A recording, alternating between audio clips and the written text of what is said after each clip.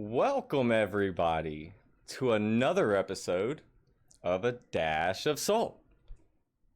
Episode number 10. Today, to my right, we have HamAllKid. Give it up for him. Nice. That's amazing dance moves. No, it's not. It's really bad. It's really bad. Well, for anyone who doesn't know you, introduce yourself a little. Yeah, for anybody who doesn't know me, my name is HamAllKid, a variety streamer who does a bunch of crazy stuff on stream. If you've never seen me before, there's a lot of things like dancing crabs that happen, and I eat hot chips sometimes, and people just go wild in there. But I play a bunch of variety of different games. And my biggest thing is chat interactive nonsense, and as you can see, I'm in my purple hell dimension that I live in, even on here. I love it. So I truly love that. When we made the first phone call, I was like, oh wow, like, oh wow. Well, I don't even know how to do this stuff. You're so smart when it comes to all this. So like, it's truly impressive. It's all time. It's all time, True. Really. That's all it is. I've been at this a little. Well, I don't know. A little bit. Because I was talking about this on Twitter today, actually, but I don't know how to quantify when I technically started streaming, because I started streaming technically in 2020, but I didn't really ever stream, right? Okay. All I ever did was I did like 20 hours of streaming in the whole year. Oh, wow. But like in January, I full committed to it, and I started doing all this stuff. And then it was like, is that technically when I started then? Or I was actually, Soap was just having this question the other day as well, because he started in March of like last year. I believe that was, or like, no, he started in July of last year, but then restarted again in March of this year. So he didn't know what to use as his anniversary. He just was like, forget it, I'll use it in March. I usually say that January is when I started with my full ass instead of half-assing it. Because I was just streaming Fortnite with like, I don't know. I didn't really try. A Fortnite streamer? Yeah, I don't know. I didn't know what streaming was. I was just like, I'm going to do this. It seems fun. I was. Go ahead, go ahead. No, this is all about you. Oh, okay. Well, I was off work for like 2 weeks, so I was like, what am I going to do? And then I was like, I might as well try this streaming thing that people talk about. I've had one Fortnite stream with my son. I think that's what made it manageable. I'm not good at all. I can't build. I can't do anything in that game. No, I can't do any of that stuff either. My friends have to come with me to save me. Otherwise, I'm useless. I'm good at shooting, and then that's it. That's all I got. That's all I got. Well, for anyone chat who hasn't been here before, this is a Dash of Salt where we sit down with our favorite content creators and streamers, ask them some questions about their journey through streaming. At the end of the podcast, I do open questions up to chat. So if chat has any questions, they can leave them in there, and I can scroll back through and read them, or you can wait to the end and leave them then. But and there are no like alerts going on or anything for the podcast. It's just a plain old. Well, I guess except for him. Look at all this. This is crazy. Except for me, yeah, this is crazy right now. Somebody called that thing once the big gamer worm, and I was like, what does that mean? I love it. I think it's awesome. It's just my weird thing that goes around in circles. I don't know. Well, what got you into streaming originally? So I originally got into streaming because I had a podcast at the time, and again, I was off for 2 weeks, and I heard about Twitch streaming through other people, like friends. Like I never actually watched anything on there. I was like, who wants to watch people play video games? Turns out me, but I got on there as a way to promote the podcast. So I was like, hey, I'm gonna play video games, and people might come listen to this. And then the pandemic happened, because I was doing it a little bit before then. And then the pandemic whole thing started, which was great. We're all not fans of that. and then I was like doing it more and more and more while we were releasing the podcast. And that dissolved because we couldn't meet up in person anymore. And we were doing it. It was a D&D podcast. Oh, okay. I don't think you can find it anymore, but it's white, huh? Yeah. Yeah, white. I don't know. It might be on Spotify. But yeah, so I was doing that as a way to promote for that, and then that got canceled, so I just kept doing it because it was fun and I was having fun. I was meeting like random people. A bunch of like old friends of mine found me randomly through it. I hadn't seen them in like years, and they just found me. That's super awesome. So I mean, that's what it's all about, right? yeah, one of my moderators from my channel, um, that swell fella, he actually found me through there, and That's sick. he was an old friend of mine. I didn't even know he streamed on Twitch, and now I do. Yeah, there's actually a few friends of mine from back in high school that I'm just randomly finding out they stream and everything, so that's kind of cool. But that's so funny that you say that story because that is almost exactly my start into streaming. Had a podcast. Really? Yeah, With the exactly. podcast? Yep, had a podcast, kind of died because of COVID. Tried like rising it from the ashes by streaming. Was like, maybe if I do this, we'll get like viewer, engagement back or whatever, and it'll just bring people back to it. Yeah. And then it just, I don't know. It's not dead because we still want it to happen again, but as of right, we recorded recently. On pause. Yeah, it's on pause. It's on pause. Yeah. Because the same thing. That's fair. It's hard when like we were audio only. We weren't even doing a video portion of anything. So we were only. I didn't do video either. But Nice. yeah. This actually you can't see it. I would show. I guess I can give you like half-ass look here. Behind the screen. It's very boring. It's just sound foam. No, I mean that's awesome. And then I put that in there for one time when I was on a podcast and I had to show my background. But yeah, it's all just foam. That's all. That's so funny.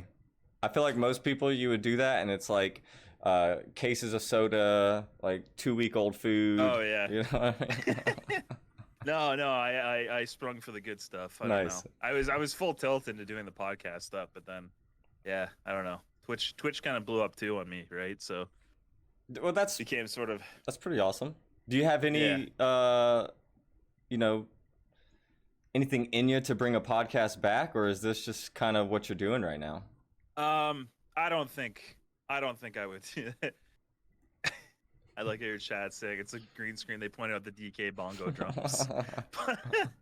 But yeah, no, I don't think I'd bring back a podcast. I thought about doing like a Twitch cast where I'd upload to like YouTube after, but I couldn't do like a full-on podcast anymore. I don't think. I just don't have the time, honestly. Yeah, I guess this is more of a Twitch cast than a podcast. I'm not really uploading it to Spotify or Apple Podcast or anything. Yeah, it's literally the video portion. Yeah, I just started calling them Twitch casts as I'm like, it seems that's more apt of a name, right? It is, yeah. I don't know. Yeah. I like how you have a ham just like right over here. I do. Do you like that? I do. A little behind the scenes for anyone who doesn't know. I don't know how to get rid of this. Once again, I am not technologically advanced, and Discord just confuses me at times. So actually what it is my camera's right there, like, and I hate looking at it. So I always just get something and I put it over it, It's just way better, a little behind the scenes. Go. That works out Actually, good. Uncle, you should just put a salt shaker. True. I just like doing something that's like for them, I understand. What did you do for Cranston? You were gonna say for Uncle Cranston. Oh, he was the one that because up until then I was kind of it was just bothering me, And then I think he was the one that finally pointed it out, and I was like, yeah, god damn it, someone pointed it out. Now I gotta like do something about it. That's fair. So that's fair. What kind of streams do you do? I know you talked about it a little bit in the beginning. Yeah. So, adding a little salt to that ham. Sorry, I'm watching. It's the perfect combo. At the same time. Yeah, it's perfect. Salt and ham, salted ham. Why not? The next but podcast. Sorry, what I do for streams. So I play video games mainly. Which is I don't know. Everybody plays video games, right, on stream. It feels like. But I've started branching out to like IRL stuff with like cooking streams. But the big thing on my channel is like I emphasize the fact that we're trying to like build something, so I try to put follower goals instead of like sub goals. Some people I don't know, but for every 100 followers that I get, I do like a big celebration thing. Okay. Most people don't do 100 because that would be ridiculous, but I'm an idiot, so I do it every 100. Hey man, I love that. I recently did a cooking stream with that where the chat got to actually impact the stream, and they got to add ingredients basically to it and like take away utensils that I could use, Oh stuff like no. that. Were you stirring anything Did you with your not? hand? No, I No, was gone that for that. no. So You're all right. No, I didn't end up stirring anything with my hand, but I did end up putting Mentos into a soup. So I did see the aftermath of everything. yes, it wasn't bad. Weirdly enough, I had to put a whole bag of those spicy chips that I ate into there. Oh no. Those Yeah, what are they called? Starts with a P, right? uh, ghost pepper chips. Okay, yeah. Pacquiao. Yeah, that there we go. That's the brand I was looking for.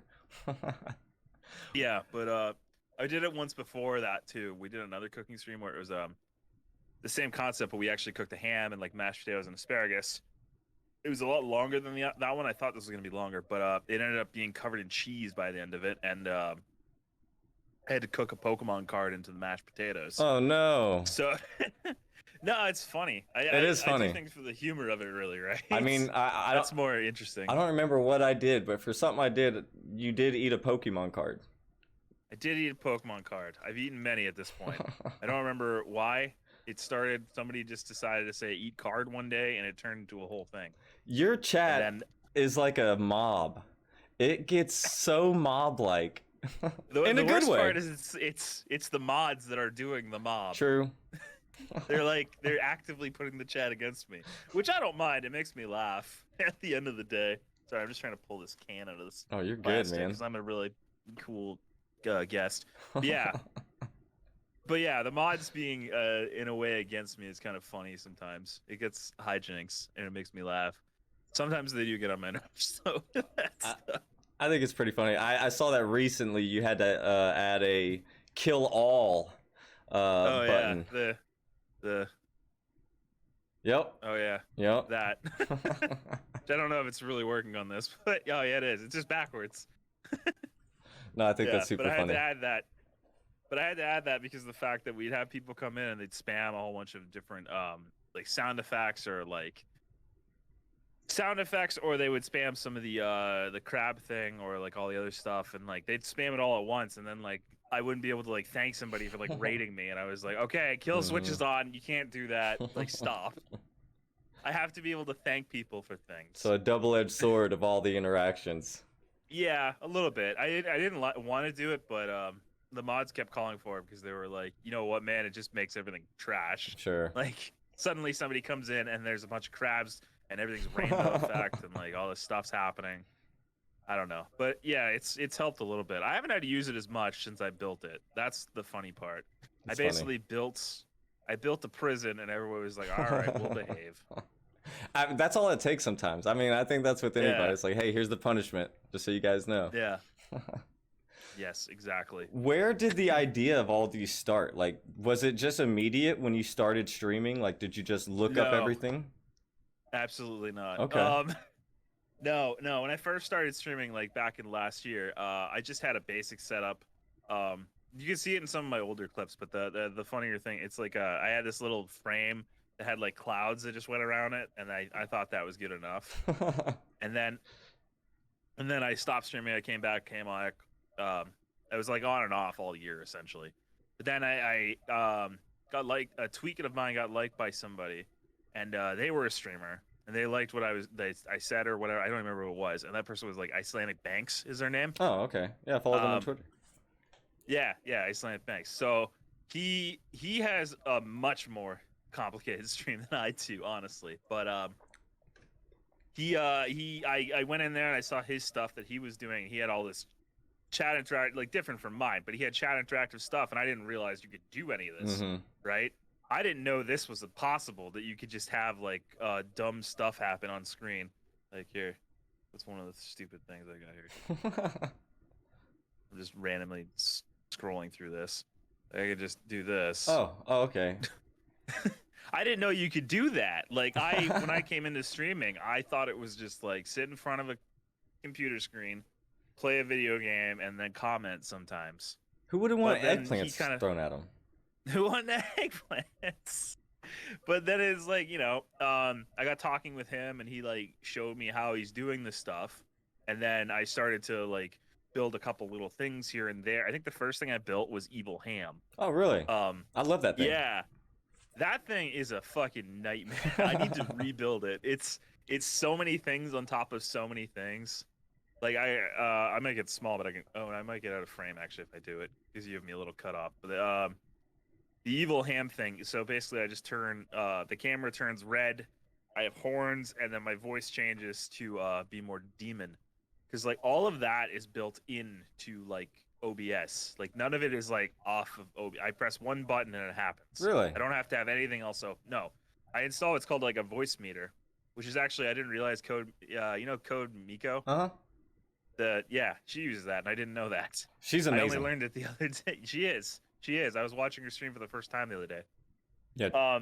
She talk about chat interactive. I wish True. I could do that. But yeah, so that is probably the first thing I built because I wanted something very unique to me that would stand out from other people. Actually, I'm wearing the 3 ham shirt too. You can see evil ham. But yeah, that was the first thing I built, and it was probably the most extensive thing. It's probably the most broken thing that I built now. It's very I could make it much more efficient now that I have a better idea of what I'm doing. But that was the big thing I built. And when people came in for the first time after me, like networking and getting around to talk to people, you know, getting involved with Banks's community, because I'll tell you right now, the community he has there is amazing, and a lot of them come to my stream now too. That's awesome. Yeah, but that's sort of where I started. Then I started building smaller, like bigger things out of there. And then I built like the Pikachu thing, the crab thing, all the other stuff. Kind of branched off from just his knowledge that he gave me to initially. And there's a couple other people that helped me along the way as well, like Blake Balance. He's another good streamer. He does a lot of it. He's a lot though. I'll tell you right now, that stream is a lot. But they gave me help. They assisted me, right? And then we all help each other. We come up with new things. We tell each other. And it's all using this system called Lior on board, which is kind of similar to the Stream Deck, but it's on. I'm kind of looking at it right now. I keep looking at myself over here. I'm like looking down all the time. But it's kind of like the Stream Deck situation, but it allows you to do like much more. Okay. Essentially. What is that called again? But the stream. Lior on board. Okay. It's Liora. Liora. Wait. I'm just spelling the Letters. chat. There you go. Okay. That's what it's called. I'll have to look into That's that. what it's called. Yeah, it's very it's hard to learn to begin with, but once you get rolling on, I mean, you can do. I mean, that's kind of crap, right? I love that. You can't hear the music. You can't hear the music, but the crabs are really cool. But yeah, it just allows you to do more and more and more things with it, essentially. Yeah, I think I have a. More than you. Once again, I'm technologically stupid. I just got a Stream Deck for my birthday, and I haven't been able to do too much. I got obviously the simple scene change thing, set up. Whatever. A clip button, a mute button, and then a couple like all soundboards. those are really good. But all those are really good to have, like in general, right? All I'm saying is Lior on board is just like another step. Yeah, that's what I mean. It's like I've seen what other chats have done, or what other streamers have done for their chat to get involved with them, and it just seems like the best way to go.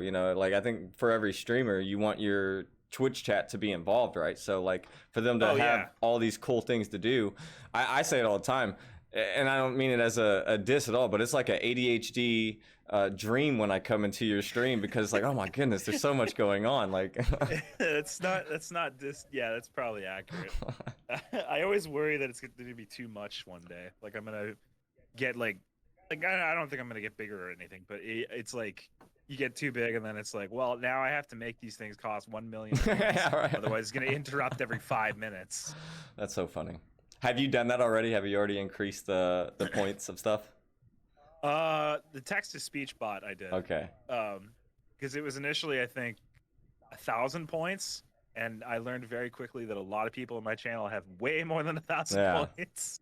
See, I didn't. So I had to like increase it like a lot. I didn't have a lot of viewers with anything, so it was one of those things where like I can just keep it low, because so the people that come in, at least they can enjoy what they got, because I didn't think that's probably the best idea. But then I realized with like squats and lunges, because I had them so low, and there was no limit. I think one day I did like 120.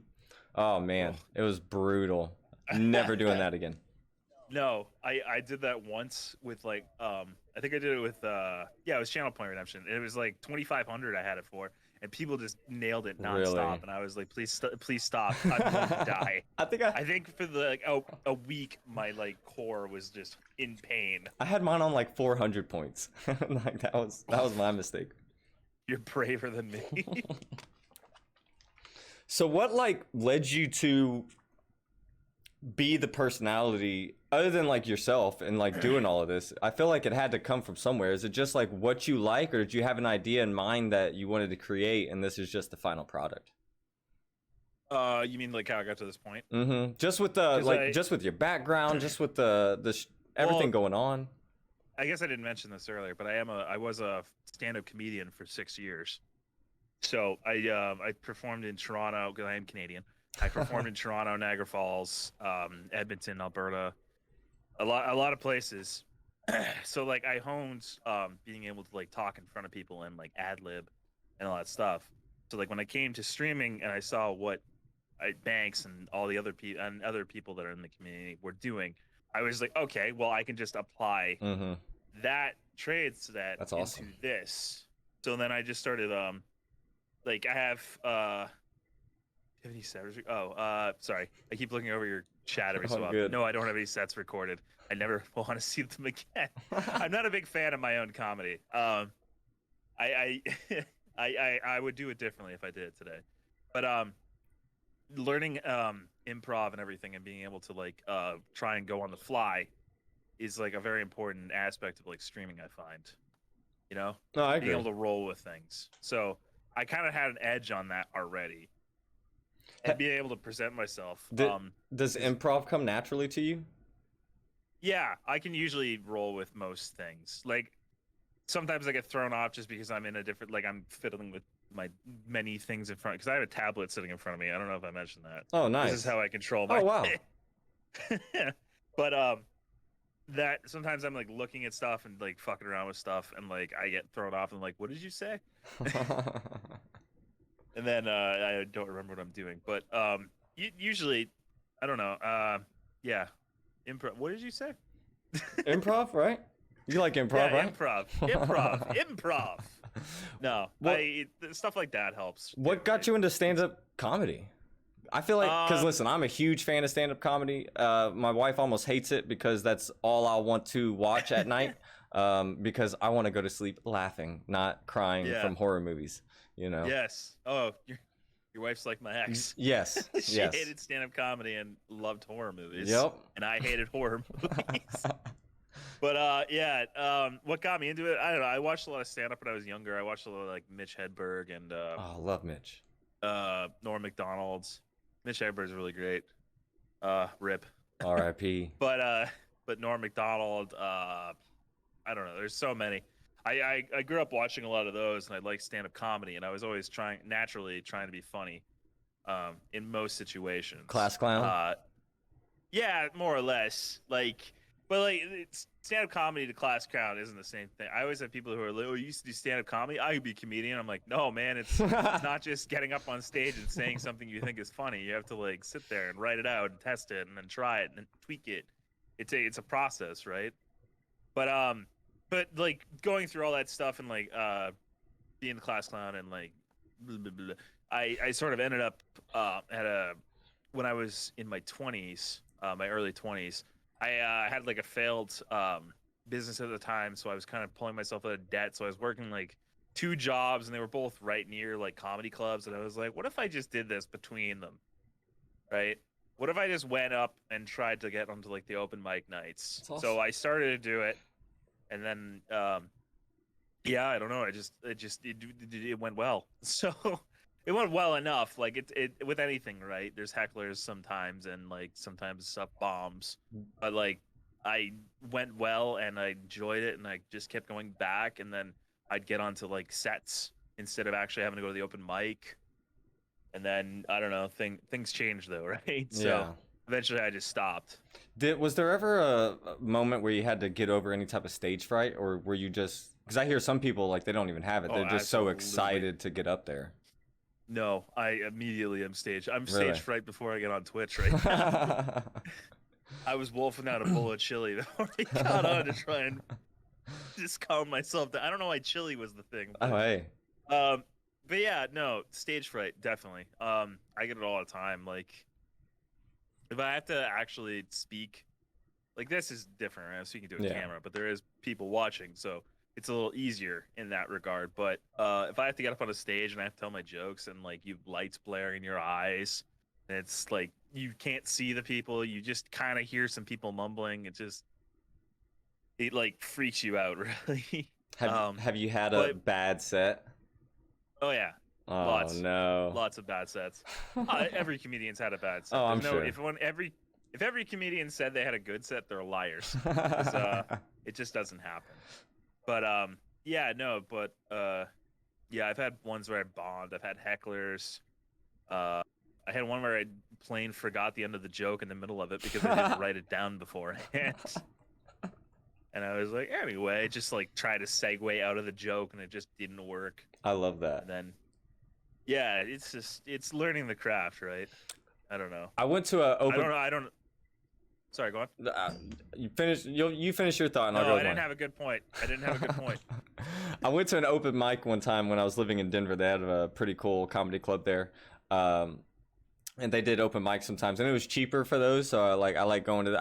I don't even think there was an entry. I think it was just like a 1 drink minimum, and yeah, you usually just have to buy drinks. yeah, usually for or like bring people to buy yeah, drinks. when your Joe Rogans were there or whatever, like they Yeah. always charged. But I went one time, and I was having a good time. This one dude got up there, and I'm not even kidding. He just started to slowly laugh, and it progressively got louder and louder and louder until like everybody got up and we all just left the fucking comedy club.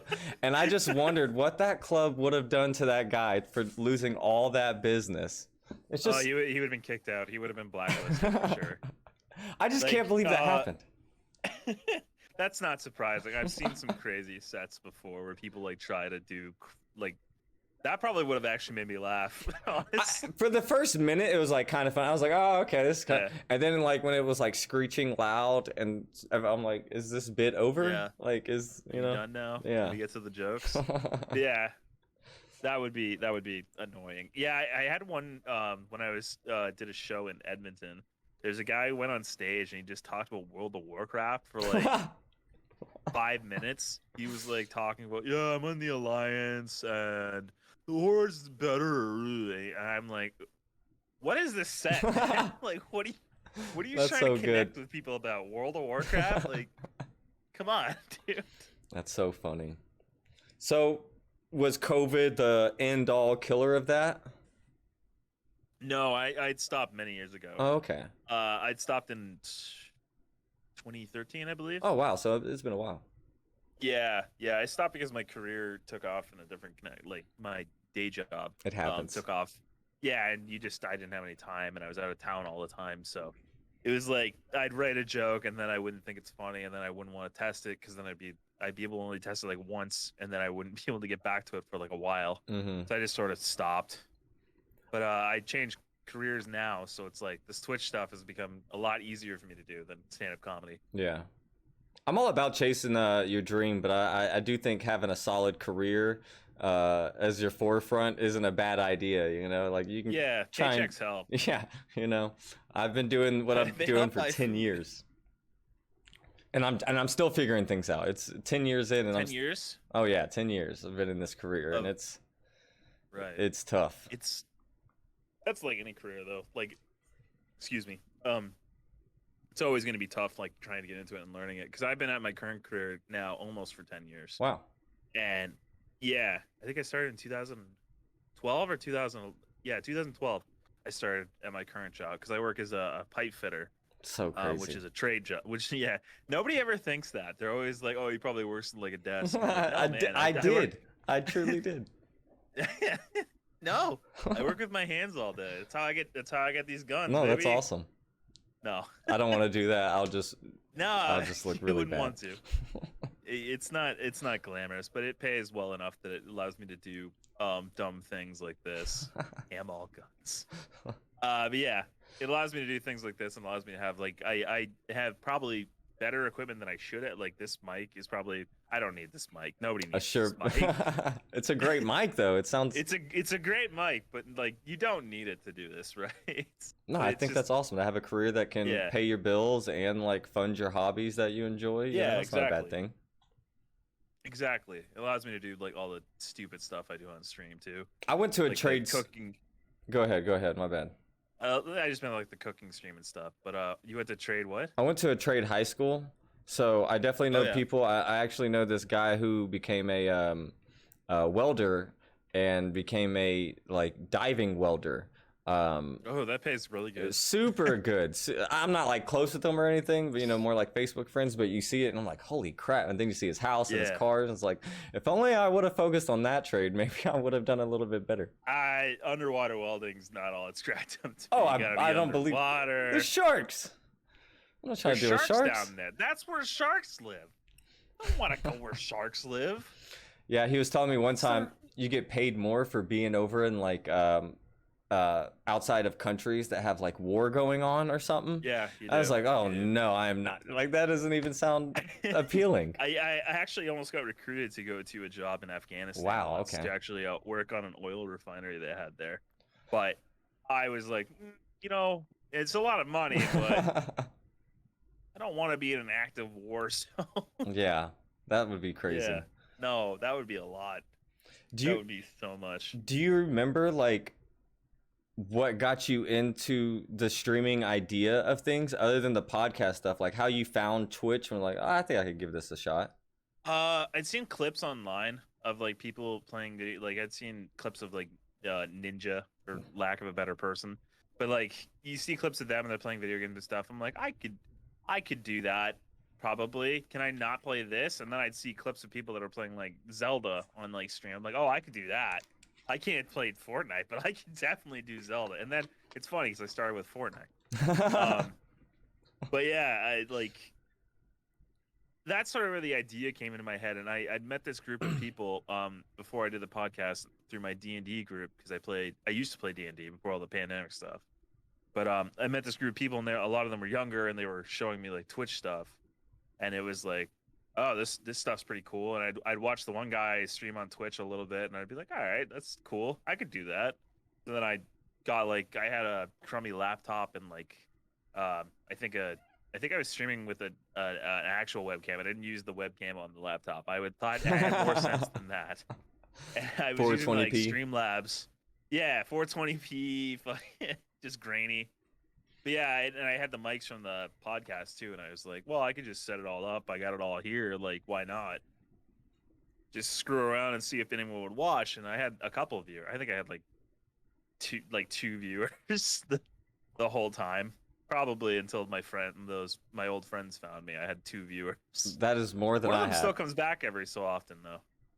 Do you remember your first Nah. viewer? Like or chatter that stuck around? Yeah, his name was Dummy 30K. The name always makes me laugh. He doesn't come around as much now. He comes like every couple of weeks because I think he said he gets busy, and I was like, oh man, don't worry about it.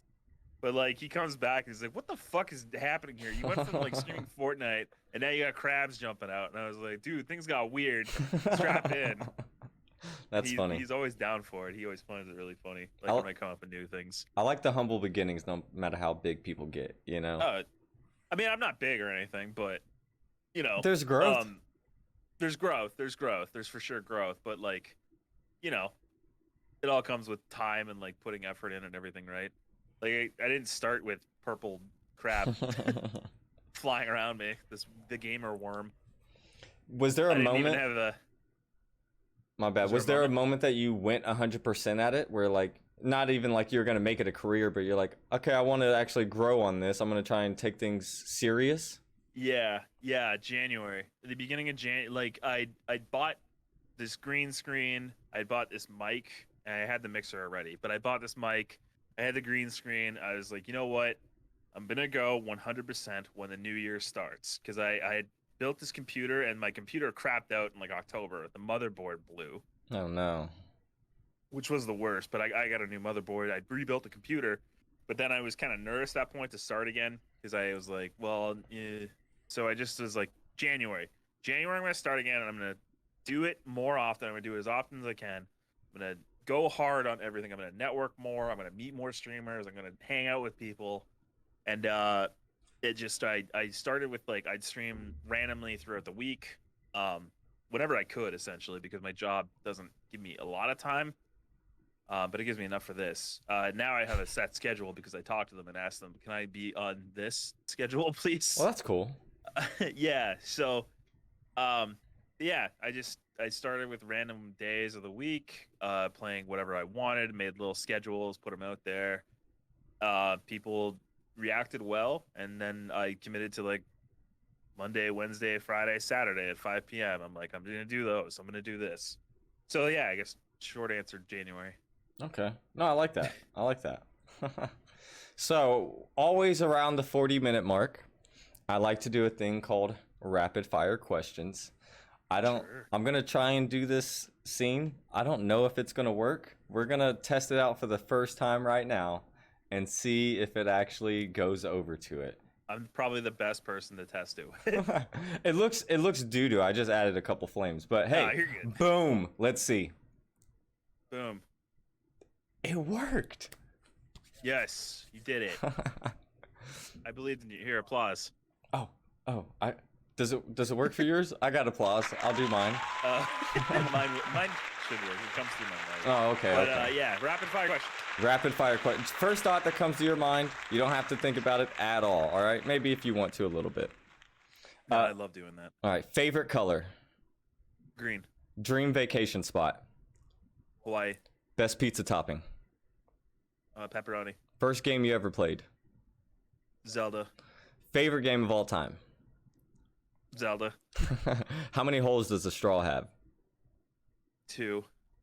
Cat or dog? No, it's 1. Oh, no. Cat or dog? What was dog. Best Thanksgiving side dish. More turkey. I was thinking you were going to say ham. No. Favorite actor to play Batman? Oh, Michael Keaton. Nice. Is cheesecake a cake or a pie? It's a cake. Who was the best Power Ranger? The first red one. Okay. If you had to choose, I can't remember his name. I can't either. Jason, maybe? If you had to choose one condiment to have with every meal, what would it be? You got to have it with everything. Mustard. Whoa. I'd be surprised. Would you rather be the first to explore the ocean or space? Space. If you had to choose one person to represent humanity if aliens came down to visit us, who would you choose? Michael Keaton. Okay, good one. Xbox or PlayStation? Xbox. Which Pokemon best describes your personality? Slowpoke. Okay. And my favorite question, the one everyone wants to know, is water wet? No. It's not. Good Because answer. it's the sensation. Good answer. I got the straw one wrong. You did get the straw one wrong. Tommy Oliver? Fuck, why didn't I say Tommy Oliver? Oh, no. He's the best. I forgot. So where did HamAllKid come from? I'm always interested in to see where the names come from, the branding comes from. Right. So HamAllKid is actually an anagram for my real name. Oh. I've said it a couple times on the stream. Yeah. It's an anagram for my full name, which is hilarious. People are always like, why Ham? And I was like, well, I put it in a randomizer when I was 18. And then this is what I got. So I Okay. just stuck with it for many years. That's crazy. Why I didn't go all ham kid, I don't know. So I don't know why has anyone broken down and like searched through and been able to figure out the anagram? Somebody figured out my first name. Okay. But it's not hard to do because there's old clips on my Twitch where it says my first name. Mm. But somebody like messaged me, it's like, I cracked the code. Your first name's this, and I was like, great. Please don't find the second name. I'm gonna guess Hector. Yeah, that's it. You got it. Wow. Congratulations. Yeah, no, it was an anagram because fun fact with people kind of don't realize about me, which is another thing. I used to do comics back in before I did stand-up comedy. I did actually online comics. I don't think you can find those online either anymore. Thank God. I've seen some of your But drawings on Twitter. yeah, okay, those are the good ones. But yeah, so it's like I had this identity beforehand for that, so I just sort of kept it going throughout the years, and then came onto Twitch, and I was like, well, I already have all these accounts that say HamAllKid. Why don't I just use that? Yeah. I mean, it makes sense. Because I took like a 10-year gap from the internet. Really, I wasn't really on anything. Really? Social media? Nothing? I was on Facebook. That's Okay. it. I didn't really interact on YouTube. I didn't interact on Reddit or like Twitch or anything or Twitter. So like, I was just on Facebook, and all I had was like friends that I knew for a long time. So Where have you found your biggest success? Is it from networking? Yeah. If I can give any advice to anybody, networking will get you everywhere on Twitch, because of the fact that there's basically no discoverability on Twitch in reality. Very true. It's very difficult to grow just playing video games, but I found a lot of my growth came from networking, where I had various people who came by and they saw what I was doing, they liked it, and they stayed. And then I became part of their community. They became part of my community. Like, Uncle Cranston's a good one, actually, because he followed me on Twitter one day, and I followed him back because I thought he was funny. He is funny. And he came by my Twitch the one day, and he saw that my I have the same hydrate or dihydrate thing that he does, which was completely out of nowhere. It's like, oh, you have the same thing for the hydrate, and I was like, oh yeah, hydrate or dihydrate. I always find that really funny. And then we connected on that, and we got talking after that, and I found out he streams on Twitch, so I went and I watched him, and I was like, oh shit, look at this. And then from there, it's like I joined his community, and in a way, he joined my community as well. And then I found other people like Penguin and Kearns and Soap and yourself. Nice. So like little things like that build out your network further and further. Yeah. And like having people that you like that want to come watch you, and then you also want to watch them, right? It helps build up things, right? Because if you have 10 people that want to hang out and chill with you, then it's like it bumps your number up, right? Suddenly there's 10 people, now you're above those people who are one person. So networking has really helped. Network. Was it hard? Was it hard to get into social media at all, or did it just come natural? Because I felt like for me, it was some of them that I've already been using was easy, like Instagram, whatever. I can post to Instagram; it's not that hard. Twitter, it's whatever. I had my own personal Twitter already, so that's not hard. But TikToks, a new Instagram, I should say, or anything like that. It just felt weird getting into social media as a content creator. Well, I never used Instagram. Again, I said I only had Facebook. I'm basically old. I'm like 33, so I'm pretty old. Hey, I'm getting there. In like internet standards, I'm pretty old. But like Instagram, I just recently got Instagram. Where I just Thanks started for the follow, posting. by the way. You're welcome. Did I? I can't remember. Oh, I'm hurt. I never go on Instagram. I post like one thing a week. But Instagram was probably the thing I was most trepidatious to going towards, because I have a TikTok. I haven't posted anything in a while because I've had one video that's like breaking my mind trying to finish it, and it's just held my concentration for like a month now. And it's just a cooking tutorial. That's it. See, me, I just can't write the like overdub for it some reason. I don't even try and do that. The whole text thing, there's no way I could. Like for me, like if I don't just post it, it's never gonna be posted. Like I'm probably like too much of a perfectionist where I want it to look a certain way, and because I can't get it to look that way, I just don't post it. Yeah. But now I just gotta have a mindset. Just fucking put it out there. I think I always say like I'm gonna post a TikTok this week. It's like a running gag now at this point because I never post the TikTok. I like that. I don't know, but TikTok, I had a lot of early success with TikTok, but then it just sort of fell off. Like I'd post edited things, or I'd post little things like, oh, I have this effect now, and I'd put it up there, and people would usually receptive to that. But then I posted like more edited things, like 30 seconds of a clip where I heavily edit it and like put things in. People did not like that. Nobody watched it. I was like, I put like 2 hours into this and Yeah, nobody that gives a shit. sucks. I should probably stop. Yeah. I mean, it happens, but then they react really well when I just put a fireball effect in something all of a sudden. Did you ever notice that in stand-up comedy as well? Like you had a joke you worked forever on, and it just never Oh yeah. took off, and then you come up with something right away, and it's just people laugh at it. Yes, yes. Something you come off the top of your head that's meaningless and nothing versus a joke that you crafted for like ever is like mildly heartbreaking, but then you realize you should probably rely more on that. Mm. There's my girlfriend at the time when I was doing stand up, she always said, "You're funnier when you just do improv. Stop writing." And I was like, "Well, first off, no, but also hurtful." See, I could never write a joke. I've said it before. I can think of a funny thing situationally, but there's just no way I could sit down and write a joke. Yeah, it's a little difficult sometimes when you have to like sit down and like craft it out and get the cadence of the thing, and you have to be like, oh, this leads into this, and then this joke builds into it. Yeah, building a set is hard. Like building a joke is hard, but then trying to build it into a set is a lot harder in my.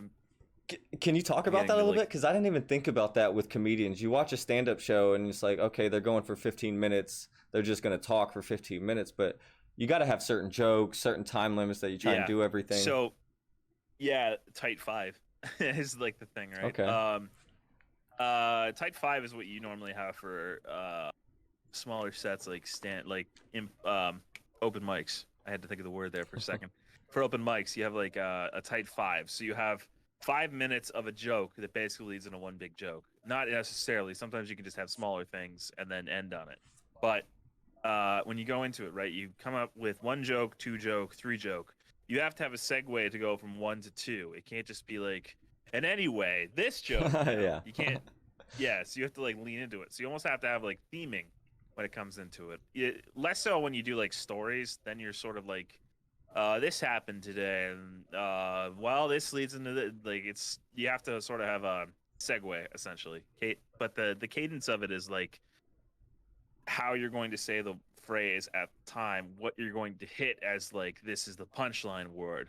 It's gonna be like, and that's how the hat drops. But like if you said, and that is how the hat drops, like it's got different. No, I get it. Inflection. Right? Yeah. Sort of. But then yeah, building that into a set on its own, and then especially you want to have like 5 like little sets so you can build into one big set, essentially. Because sometimes you'll see comedians where they just blatantly, openly just go into the next bit. That's usually where one set ends and another one begins. You said him earlier because I do love him, but Norm Macdonald's like that. I feel like he just says a joke and then starts another joke. Like there's no Anthony Jeselnik's. Oh, I love Anthony Jeselnik. Yeah, he will just he's the king of one-liners actually because he'll just do a joke. Next joke, let's go. Well, hold on. Let's give Mitch his credit. I feel like he is the king. Sorry, Mitch Hedberg is the king. You're right. Anthony Jeselnik is a top 2 contender. And king of dark comedy. I'll give him that.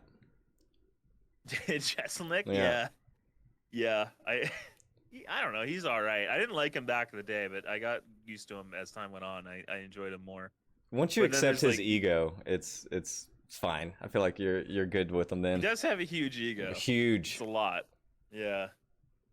But then you got guys like John Mulaney who are just masters of like going from one joke to the next. That's with true. Like segues in between.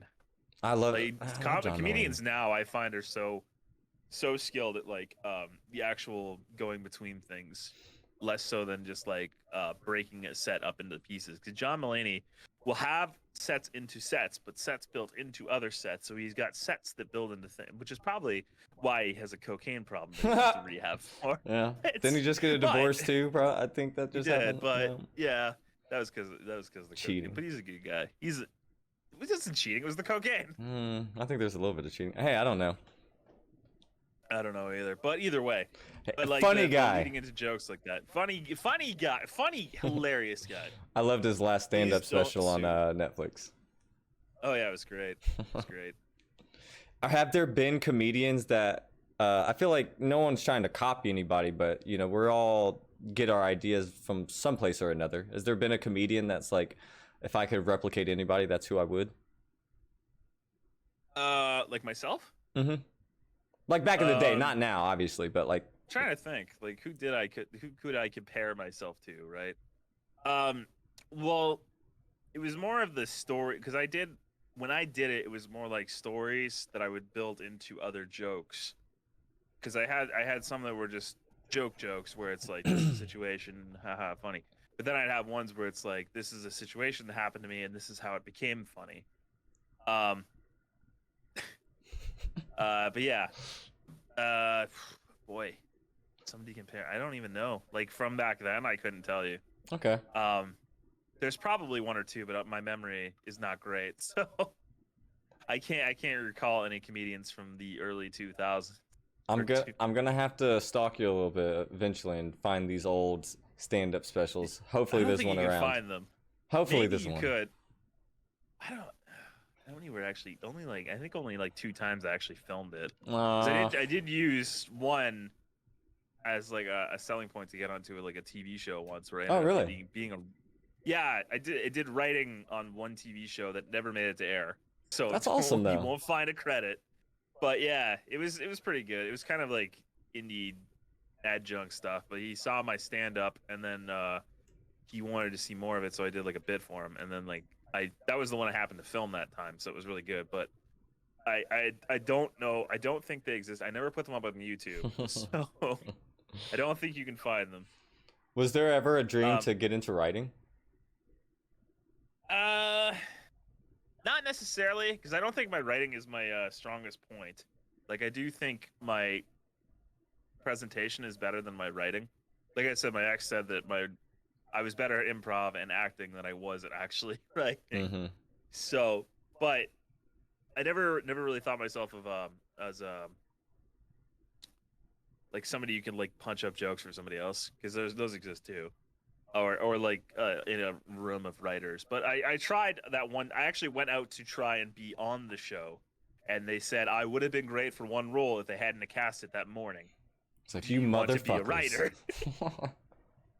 I was like, all right, I guess. But I don't know. It was all right. Like it was like three people writing these. It wasn't a very good show in general. I thought the concept was really dumb. It was like three guys who went to like strip clubs across Canada trying to like review them to like help their friend who was dying or something. It was really dark and really weird. And I think it was just an excuse to film in strip clubs. That's amazing. It was something. I don't know. I think the producer was like some guy whose parents had like a lot of money and he was just trying to like make something for himself. That's so But funny. it was fun. Like I knew a couple of the guys who were on it, acting wise. And I knew one or two of the I knew one other writer. The other guy I had absolutely no idea who it was, and the producer was really weird. He like went through my Facebook one day and found a drawing I did of a character. He's like, "Can we buy that character from you?" And I was like, "Sure, man. For any amount of money, you can have anything I got." I was broke. Dang, that's kind of awesome though. Are they still using it?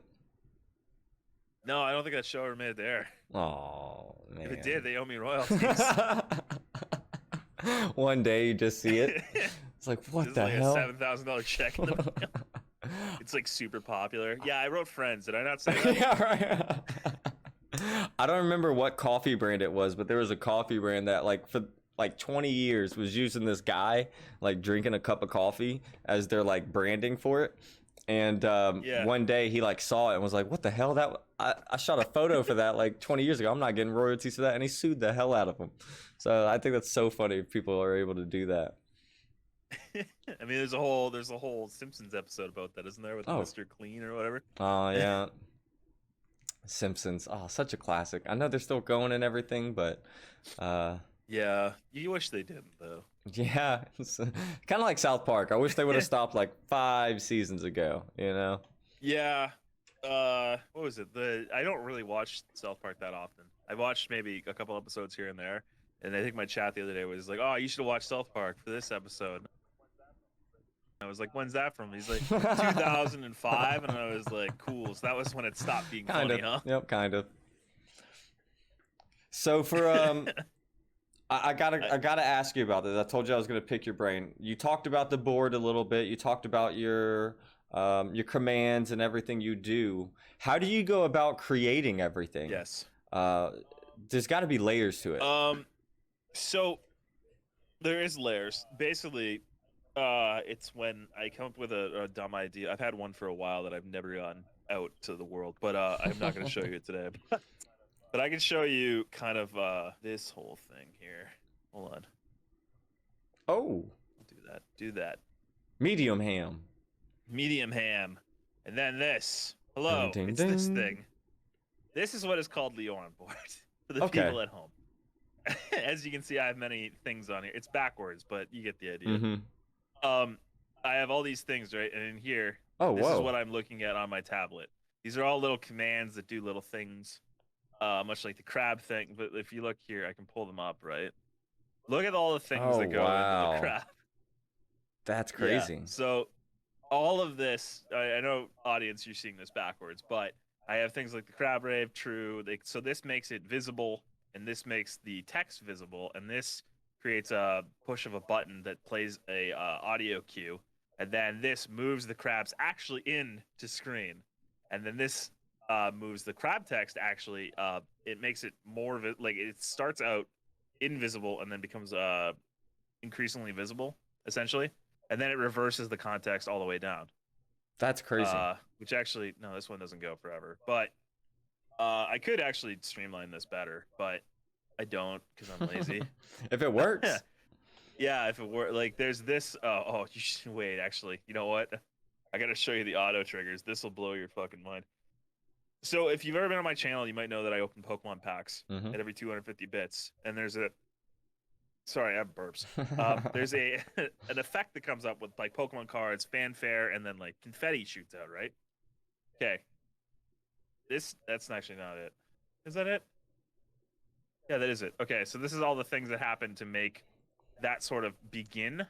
But there's like, you can see here, there's a math trigger pull to pull in the bit total that adds to the bit total, which updates the bit total. If bit total is above this, then it does this. If it is below this, it does nothing.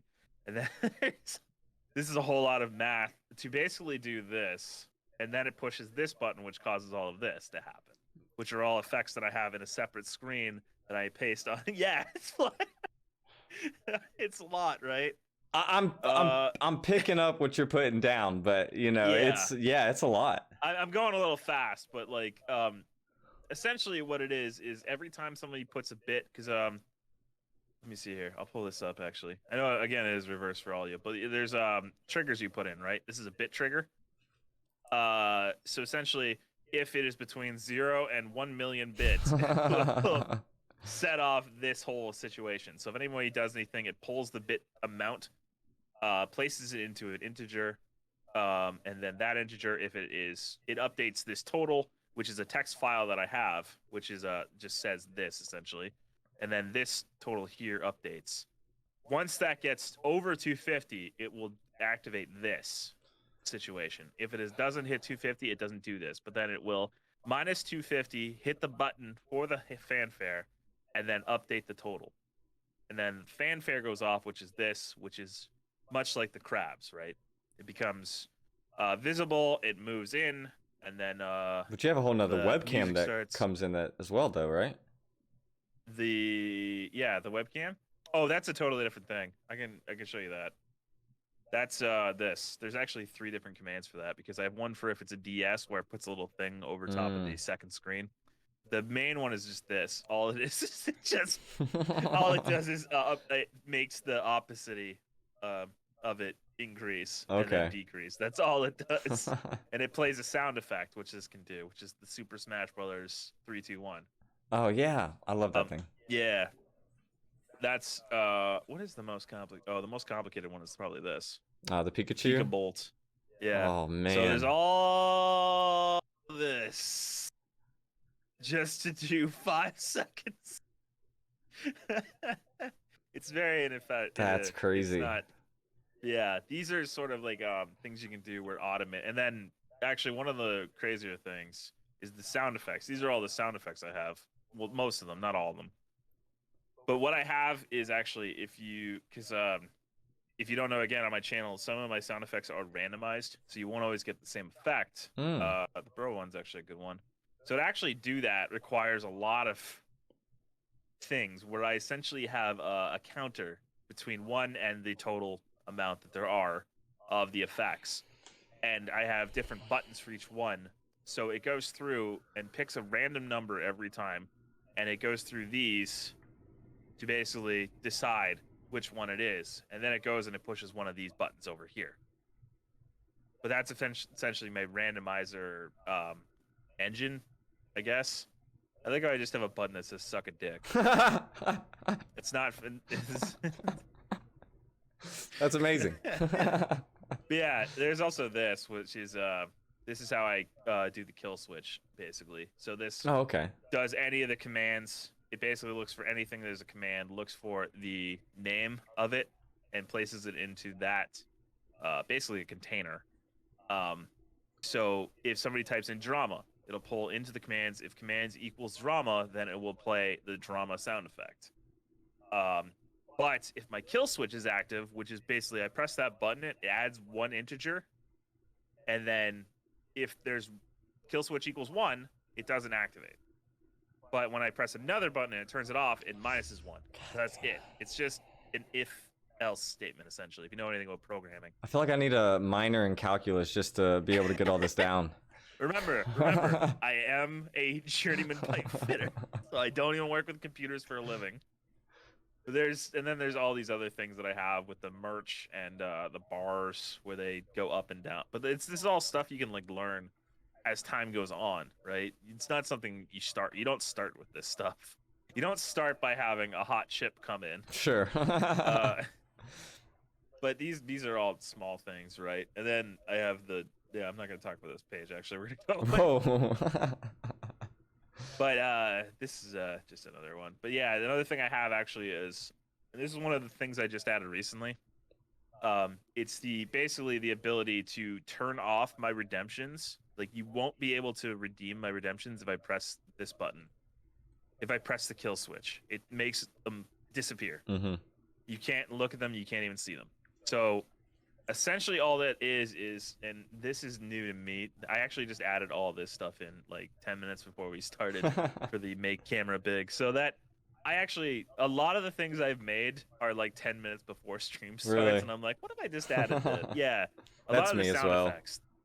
The crab thing I think took a little bit of effort. The Pika Bolt thing took a lot of effort. And Evil Ham took a lot of effort too. But yeah, whenever I like this. So essentially all of the channel points have a token associated with them, which is something that Twitch has on their back end. And essentially all I do is I grab that token, place it into this container for this ID, and then every time I press that button, it changes, it turns it on and off. So that's it. That's all it does. It looks complicated, I know, but that's all. It's just programming, honestly. And then the kill switch is literally kill switch equals 1. Can you talk about chaos mode for a second? Chaos mode?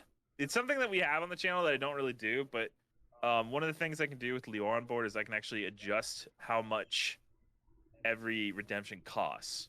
So essentially, I press this button, or somebody has to redeem this. But when somebody redeems it, every redemption becomes 10 points instead of being what it is normally. For 30 seconds. I have to make it better. I might make it a little bit longer. I kind of contemplated getting rid of it, but for like 30 seconds, everything becomes 10 points. So you can just spam, and you can spam whatever, and I'll just queue it up. That's pretty crazy. There's a more the Evil Ham one, which you now see I use my Evil Ham for. But yeah, it's all this. It just turns things on and off. That's it. Everything's just programmed in OBS. But yeah, it's not that interesting actually. I'm interested. This is, once again, I'm always a big fan of all your interactions, and I didn't understand how to do it. And now I see why you give credit to other people, and I haven't tuned into all their streams, but for me, out of the people I watch, you're like the king of just interactions. And I mean, like this is like heavy stuff, right? This is stuff you pull into later, which is why I'll get rid of it for now. We can go back to what we're doing. Again, I programmed this 5 minutes before stream to make myself bigger so you can see me better. But again, like with the like trigger fire that Yeah, Cranston and Kearns and all the other people have started using, like that's a good starting point that's for where these I'm things at. to have. Yeah, like, and honestly, that's good. That's good. That's great. That's good. And honestly, I don't. I think people might prefer that in my nonsense, but just having little gifs pop up and sound effects is pretty good. I also got really sick of what is it? Oh, what's that thing that where you pay bits to sound Sound clips, alerts. sound bites, sound alerts? I got sick of that because like sometimes it would not work and sometimes it would play it like 3 times in a row. So I just built my own instead and like That's just way made it better. free. Yeah. Yeah.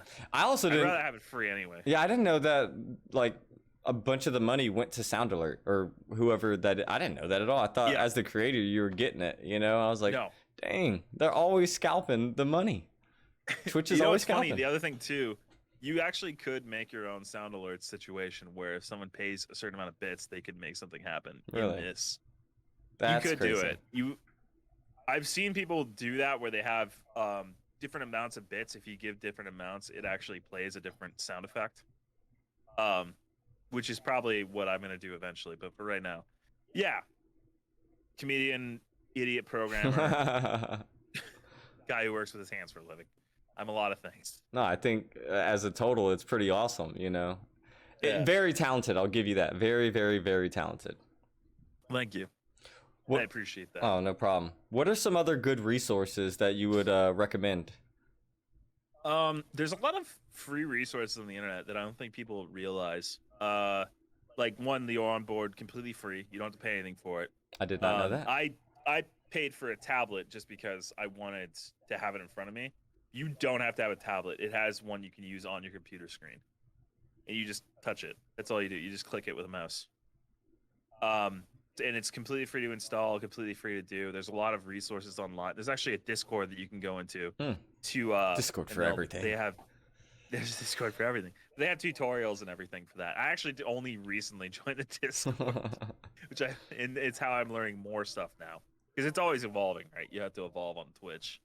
It's evolve or die, really. In this, Yes. In this, but you can get to a certain level and you can like coast from there, but yeah, until that moment.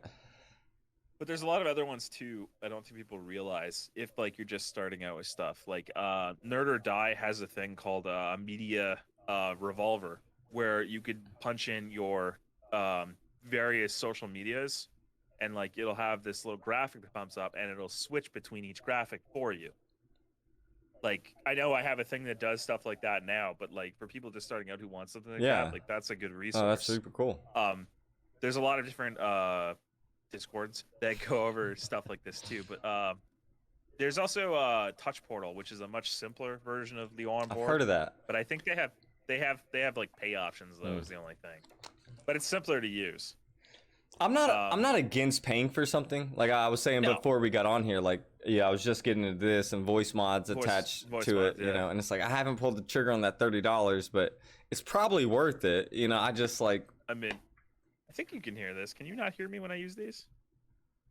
How about that? You hear that? I do. Yeah, I got it through my mic, so it works on anything. But like, that's one of the like 30 different things you can use on there, right? Yeah. And you can make your own. You can have sound effects and other stuff that trigger, and you can actually have them cascading. Like the Stream Deck is also really good, but like if you don't want to spend the money on it, the onboard can do everything a Stream Deck can do as well for free. Yeah, see, I had no idea what that was before, and I had seen other programs like that. Don't get me wrong, and maybe I had seen that one and just passed by it. Yeah, Touch Portal is a really good one too. Like I said, and that's another one where actually I think they have an app you can use on your phone. Yep, that's where I've seen Touch Portal because I thought you could use it on your phone. I was pretty interested in that, but people always talk about like own TV for like overlays and stuff too. But like, I find Nerd or Die, VBI, they don't pay me anything. They fucking pay me, guys. Come on. Not a sponsor, but could be a sponsor. Not a sponsor, but I wish they would. They actually have like free resources all the time for stuff like this, like the media roller thing that I talked about. That's free. You can just have that. Like you don't have to pay anything. Like that's awesome. and VBI has like different chat box things you can use that are free. They have like discounts all the time, like, and trying to think of other resources people should use. There's a lot of them. There's like so many things. Like just Google stuff and you can find crazy stuff that you can do on stream. Another good resource I use actually, and the crab thing is a good indicator of that. That's actually a YouTube video that I edited to green screen. You can find the green screen YouTube video and you can actually add it into your thing using chroma key. But I made it. Can you explain that a little? So You don't have to go super into show you the- detail, but I don't have an OBS one, but essentially on YouTube, there's people who will just green screen stuff like videos, and they will put them up there and say free use as long as you give credit, which I normally do for any of these things, obviously. But like the crab one, it's just a crab dancing. They have like 4 crabs dancing with a green screen in the background, and I cut it up, chopped it up, and like added them in to the around in a circle essentially, which is how the crab thing became. Right?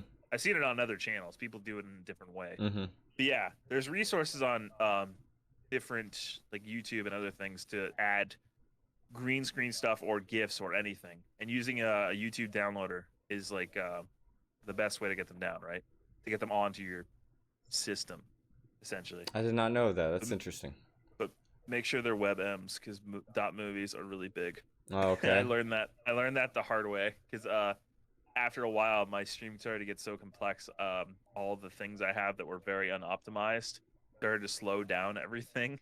So I had to go through one weekend and just convert everything to WebMs because they're very small files, essentially. So you've got to have a pretty awesome computer.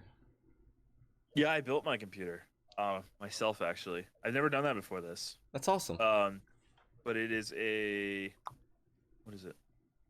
A AMD Ryzen 57, no, not 57, Ryzen 38 XT or 3800 XT CPU with a liquid cooler, Corsair fan. I'm like racking my brain to think about it. I think I have 32 gigabytes of RAM. 2070 Super is my GPU, and I have 2 NVMe drives. Not in RAID though, and it glows a lot. It's very. You can find it on TikTok. I put a video up of it. But it's every single aspect of it also has RGB on it. Even the motherboard, which is a X570 motherboard. I can't remember who makes it. Yeah, that sounds exactly. That sounds hefty. Yeah, it is a lot. It's a lot. But I was like, I gotta have like the biggest, baddest thing in the world. And when I made it, right, it was like my dream computer, basically. And it was during the pandemic that I built it too. No, that's super cool. Yeah. Was that first time I ever did it? Was that in between the stopping in October and starting back in January? Yeah. I stopped. No, not. That was before that actually, because the motherboard blew on this. Oh, so that was the one. Okay. Yeah, because I guess I had too much. I don't actually know what happened, but I decided to just upgrade it to a better motherboard. But yeah, it was I think July of last year I built it. Okay. And then I streamed with it until October, and then it blew. So I don't know. I don't really know what happened. I just sort of like moved on past it. And I wanted to upgrade it anyway to a full chassis because I had it on a smaller chassis too, which might have been why it probably had heat issues. It's a lot of stuff. Yeah, I gotta make say sure the there's no least. heat issues with this thing. I'm always like touching it. Spookum90 just came in. Spookum, you just missed the whole Leoron board thing. Oh no. he's been trying to learn it himself. Well, it's funny. I just went through the whole thing. The VOD. You can watch it in the VOD. I was about to say the VOD is here, and I do post to There you YouTube. The YouTube will probably be out either tomorrow or the next day, and I always post it on Twitter. If you don't mind, obviously, I always. No, I mind. Don't do that. Okay. I don't have the rights. The rights. Oh, should have made him sign a waiver. But no, it's I don't care. Obviously. What's some other cool things you got besides the green screen, besides the computer? Are there some cool things you like about your setup? About my setup? Dual monitors or I have 2 monitors. I have a 32-inch extra wide. I think it's a Dell. Yeah, it's a Dell. Dell monitor. Dude, you're getting a Dell? Dude, I got a Dell. Wow, it's the 90s. Uh, yeah, I have that as my main monitor. Then my off monitor is an Acer something. Okay. But they're both like I think they're 144 refresh rate. Not 4K monitors, but I think they're 2K monitors. So like I can watch some pretty good stuff on it. I can play pretty good games. They look pretty. Right. But the thing I'm probably like the most is my mixer, even though it gives me shit so often, What kind because you it'll got? just shut. I have a Zoom Live Track. What is the number? L8. Okay. Live Track L8. Because I used to do podcasts, right? So I have this one that has like 10 inputs on it, 6 XLR and like two other ones, and then another one. I don't know. But the only reason I like it is because of the fact that I can obviously, or I can turn it right back up, right? And I have effects that I can do actually on there that I don't usually use because it's all the way over. It's really far away. I'm actually using a kitchen table as my desk. But probably the mixer is the coolest thing. Honestly, because I like mixers. yeah, I do too. I thought about getting a Go XLR, and then I was like, but mine's good, and I have voice mods. Why bother, right? Why bother getting a Go XLR when you have all this stuff I already? saw obviously I'm always trying to improve the stream, so I look at other people. Um, Harris Heller seems to be like the king of YouTube stuff. When you Google something about Yeah, streaming, he's like the first person to pop up. So I always tune into his stuff. And he just reviewed something recently. It was like not like the Go XLR killer because it's completely different, but it works with USB mics and it's similar and does similar things. I forget what it was, but it's on his YouTube, and I'm definitely looking into I it. have to look it up. Yeah, because it looks super interesting, and it's not as expensive. That's the main part. Is it the Rode one? I could look it up real quick. I'm sure I could find the video. Nah, you're fine. No, Uh oh. you're all right. Don't worry about it. No. But yeah, Harris Heller. I have like a love hate relationship with Harris Heller. Yeah, I do too. I think one time I called him stupid in another podcast, and somebody got really mad at me, and Really? I was like, well, his advice isn't for everybody; it's for It's certain people. Yeah, and as far there's no continuity to his advice. I'll say that. Like, I feel like his advice in one Yeah, video could be completely different from his advice in another video, and maybe take that with what you will. You know, like it yeah, could there's help that, people. and I think every streamer has like nothing I say today works for everybody either, right? Mm-hmm. Everybody has their own thing they need to like do and like learn. So, I mean, take it with a grain of salt, anything, right? But Mm-hmm. try whatever you can, and maybe it'll work for you. Maybe it Yeah, won't. I think. Maybe low on board isn't good for you. No, I'm definitely gonna try that and see how it goes. If I can't figure it Yeah, out, you no, know, no. then it's whatever, you know. Oh, But I meant more generalized. Like maybe it's not for you, the no, I whoever, get what you're right? saying. Maybe, yeah. I don't think Uncle Cranston don't need it. He's got enough. Oh man, like and He's that got enough without it. and I don't know. I don't know how. I'm still figuring Twitch out. Like I've been doing this. I think I started How in long March. have you been doing this? I March? kind of started in January, but it was on a different channel. It was going to be the podcast channel. It was called Grower and the Shower because that was the name of our podcast. So, Oh, I was you're the one who followed me with that yeah, name. Grower and the Shower. That's me. Some people think I it's remember that shower name. though because I couldn't put a dash because our it Uh, has a dash to be like shower, you know, right, but it wouldn't let me. right. Um, yeah, that That's was funny. me. That's funny. I didn't know who that was. Well, I still have the account on my phone, you know, so like when I'm out not at my computer and I want to watch people, you know, I just follow my alt account, you know. Yeah. But I did that for a little bit, but not really. And then Right. eventually, me and my buddy who do the podcast together, we're like, forget it, we'll just stream separately. And then if we can bring people back, then it brings people back. You know, Yeah. like it didn't really make sense for only me to be streaming on a podcast channel. You know, it didn't make any sense. Right. Well, I know this channel Hey You Video Game. There's two of them on it, and sometimes there's only one of them sometimes, Mm-hmm. but usually it's two of them. And they just stream basically, and they switch cameras back and forth between who's actually the focus. Yeah. Like they're both on screen, but they'll switch their like gameplay back and forth. Oh, And that's that's super always cool. fun for me. Yeah, Yeah, that's something you can do. we live in completely different states. We're about like 1,200 miles apart. So You can do it. yeah, no, we can. I did it with Icelandic Banks actually once, where I was on one side and he was on the other, and hmm there's programs you can. It's complicated, but you can do Yeah. it technically. No, excuse me. Maybe one day. I'm a fan of people like Robo and Robert Highwind, how they do their Yeah, co-op comedy. I just started watching Robert Highwind. I hmm haven't watched Robo yet. I saw him on the game show thing that Yeah. Echo did, but yeah, I don't know much about um Robo, but I should check him out more. Sorry, none of the commands are working right now. I have them all turned off for the podcast. I usually don't have anything going for the podcast, just so it doesn't interrupt anything, because I do post stuff to YouTube.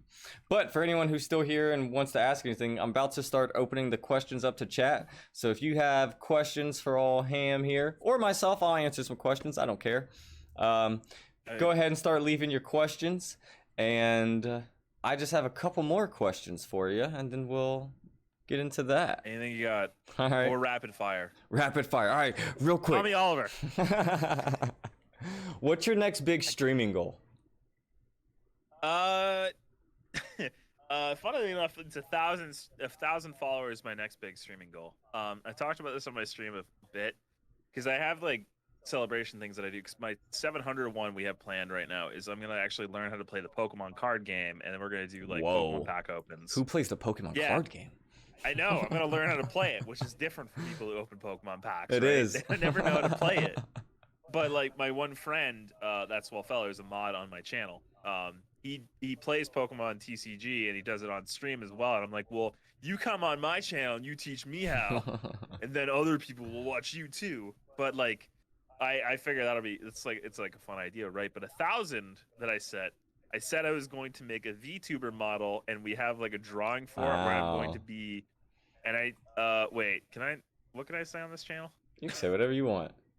You sure? Yep. Okay, it's supposed to be a big titty anime girl. Nice.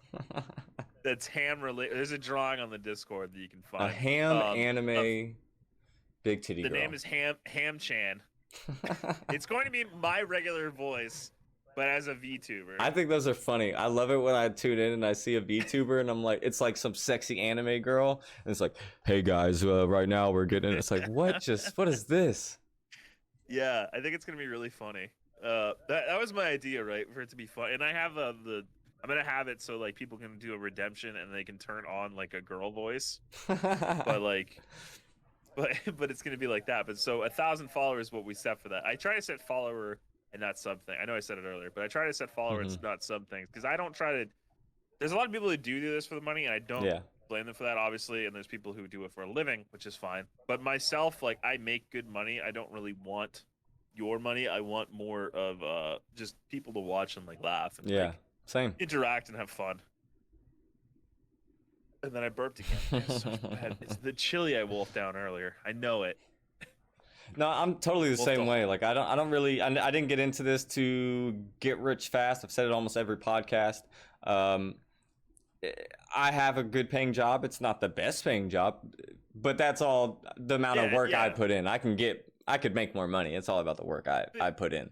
But I mean, like, you make enough. Like, you don't need it, but it's nice. Right? I make enough. That's all I try to tell people. Yeah, me alone. I take care of my wife and my kids, and they don't have to work and worry about anything, and they get everything they want. Thank God your kids don't have to work. That's always the worst. I wish they would. I wish they would. Yeah, get down there, Timmy. You get down there. Bring back child labor. Bring. And then Salt was canceled. No, I actually have a dream of like passing down my company to my son, or if he wants to, or wants to get into it, or my daughters. I don't really care if they want to get into it. But how many kids do you have? 3. I thought you only had. Oh, I thought you only had 1. Oh, crap. 3. Damn. 2 girls. How do you find the time for this? 2 girls and a son. I'm actually also. I don't talk about this a lot on the stream, but hey, here we are. I'm also divorced and remarried. So I have a child with someone else. Great person. She's an amazing mother. So most of the year, my oldest daughter is with her. Right. But she comes out. She's always here for the summers, every holiday. Oh, it's hard, but we communicate and make it work. It Right. hasn't ever been too difficult. That's the important thing with that stuff. I mean, I don't know. I don't have kids, and I'm not Yeah. married, and I've never been married. I don't know anything about this. Don't listen to me.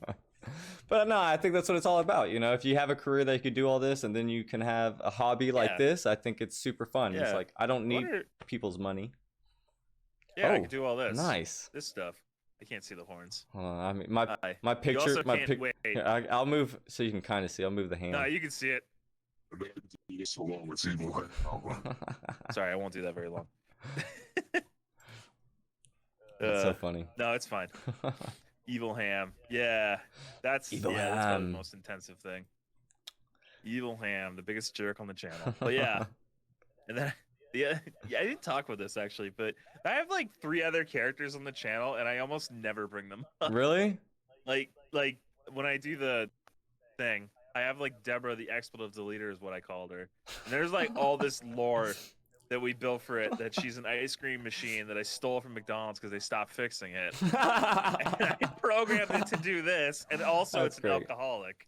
Oh, perfect. It's just like I have all this silly lore that we've built up over time, and I never bring it up anymore, and I really need to. Oh, bring it back, dude. I had no idea. I know. Deborah the expletive deleter, and then I yell at her and tell her she's bad at her job. Where did all the branding come from? Did it just like come naturally? That you got into the ham thing, but like how you turned that into evil ham, like the shirt even. Oh yeah, this was drawn by a friend of mine named Victor. Victor Roses. I don't mean to call him out, but he's actually a comic book artist. Doxed. No, he's a comic book artist, so his name's public anyway. But he does a comic online called Elfin Warrior. Oh, nice. And another one called, I don't remember what it's called. It's got a really complicated name. It's Tater Pig. It's Tater Pig on Instagram. I think it's on Instagram. But he does that with another friend of ours. Well, more his. I knew him back in the day when I used to do comics. Called AC Stewart, who does comics as well. But he is a extremely skilled comic artist. Yes. And he drew this one night and just gave it to me out of nowhere, and I was like, the people who can't see it, like it's awesome. It's intensive. It's really good. But like he gave it to me all of a sudden. I was like, shit, man, this is cool. And people were like, you should make that into a shirt. And I was like, I didn't intend to have merch, but it's just really good. Not So then I mean, with this purple stuff, actually, this is all pre-built stuff. Like I bought this from a website. Oh, really? Actuality. And then but I thought it didn't fit any theme or anything, but I just thought it looked cool. that And it was okay, different I get from what what everyone else is doing, right? How are you able? You never see people. How are you able to get the thing that goes over your cam? Oh, it's just a video. Oh, really? So that's different than Like- the background? Like this, Oh, right? wow. You see this thing? Yeah, that's one video that goes with this. Wait, who's doing that? Somebody's in my channel doing things. No way. Who's in there? That's amazing. What is this? That is hilarious. V Games. I didn't think it would work. That's so funny. That was the hydrate dihydrate. Whenever it does the water spout, which I keep meaning it's gonna change colors, but I just haven't had time to. I haven't made anything new in a while, because for like a while I had every stream I'm gonna have one thing new idea, and then I just stopped because it was just getting garbage. That's a lot of new ideas. But I haven't. Sometimes it was just like a sound effect though. Okay, But that's easy then. yeah, but at the same time, it's like I kept putting all these small things, and I was like, well, I want to build big things, and then I just never have time anymore. So it's unfortunately my busy season with work. So, Has been able to create a schedule helped out with all that? Because I feel like one of the biggest things with streaming, big, small, whatever, it's that wall you hit sometimes. That's like, oh shit, I don't even want to go live today. Has that been like the excitement of adding something new to the stream been able to help you get through any of that? Like I said, sometimes I just make things 5 minutes before the stream starts. And sometimes I take several days or weeks, like my TikTok that one time. But yeah, it was exciting at first just to have people interested in it, but then it became like an escalation of things, right? It's like, oh, now I have to add 2 new things. Now I have to add 5 new things. Like one stream, like 5 minutes beforehand, I added the whole bro thing, the exclamation point bro, and that's like 6 sound effects, and I was like, okay, like I clearly was rushing 5 minutes before stream, so it's probably not the best idea to do this anymore. So I just stopped, and then I don't know, like now every stream before I start, I get nervous. I'm like, what if people won't show up because there's nothing new? But I like people show up, so I guess I should stop being. It's the anxiety in the back of your head, Hmm. right? Saying like, you suck, you suck. Like, I don't know. Everybody has that stuff. I think sometimes the performance anxiety. I Maybe not you. Maybe oh it's just I me. I might be weird. 100%. I was telling you a little bit. What? What did I say something wrong? 100%. It's just you. You're Yep, weird. So I 100%. It's took you. that. Oh, It's okay, you. fair. That's fine, man. No, I'm I just playing. understand. No, I was telling you a I little gotta bit. go. I was telling you a little bit off stream. Like I took public speaking courses and stuff, so I kind of got out of the weirdness of that or anything. And so I mean, talking to people, that's whatever. I can do that. I can do that with any random person Yeah. too. But it's the I don't know. I feel like it's me. I'm what freaks me out about my stream. It's like I'm being dumb right now, or I'm not talking enough, or like whatever it may be. It's never what anyone else is doing or anything like that. It's always No. what I'm doing that like Yeah. freaks me out the most about my streams. I get that too. I get that all the time. Like I've noticed recently I have a problem where I won't do things for a while and I expect other people to just fill the gaps because I have all the chat interactive stuff, and like I've become too reliant on it now. Mm-hmm. So it's like, and now I've had a bit more lulls with people going back to Life. everything they did before. Yeah, before COVID, But like now I have more lulls, and it's like, oh crap, I don't know how to fill this time anymore. So like I've been trying to like come up with questions and stuff to like say on stream, or like jokes that I can do pre-planned, but I never have enough time. So now it's just not that. Now I just have anxiety like you do, where it's like, it's me. I'm bad. I'm terrible. That right there, Spook. Am I actually entertaining anyone right now? That's like what if the podcast is one thing. I don't mind the podcast. I like having conversations. It's not a thing Yeah. at all. It's the gaming streams that like give me anxiety because it's like, Yeah. is this entertaining? But recently, I've just been having fun with games. I stopped playing games that like I thought would get attention. And I'm just like Hitman 2. It has like 30 viewers on Twitch. There's nobody watching it, but I enjoy playing it. I actually really like it right now. But smaller games like that are actually really good for if you are smaller, because people will come in and they'll actually interact and they'll want to be interested in the game, right? Smaller communities like that actually can build up a stream really well. Which is crazy. And then if you It's crazy you say that because I've only had 3 streams with Hitman and I wasn't getting any followers before then. And then all 3 Hitman streams I've gained followers, which is crazy.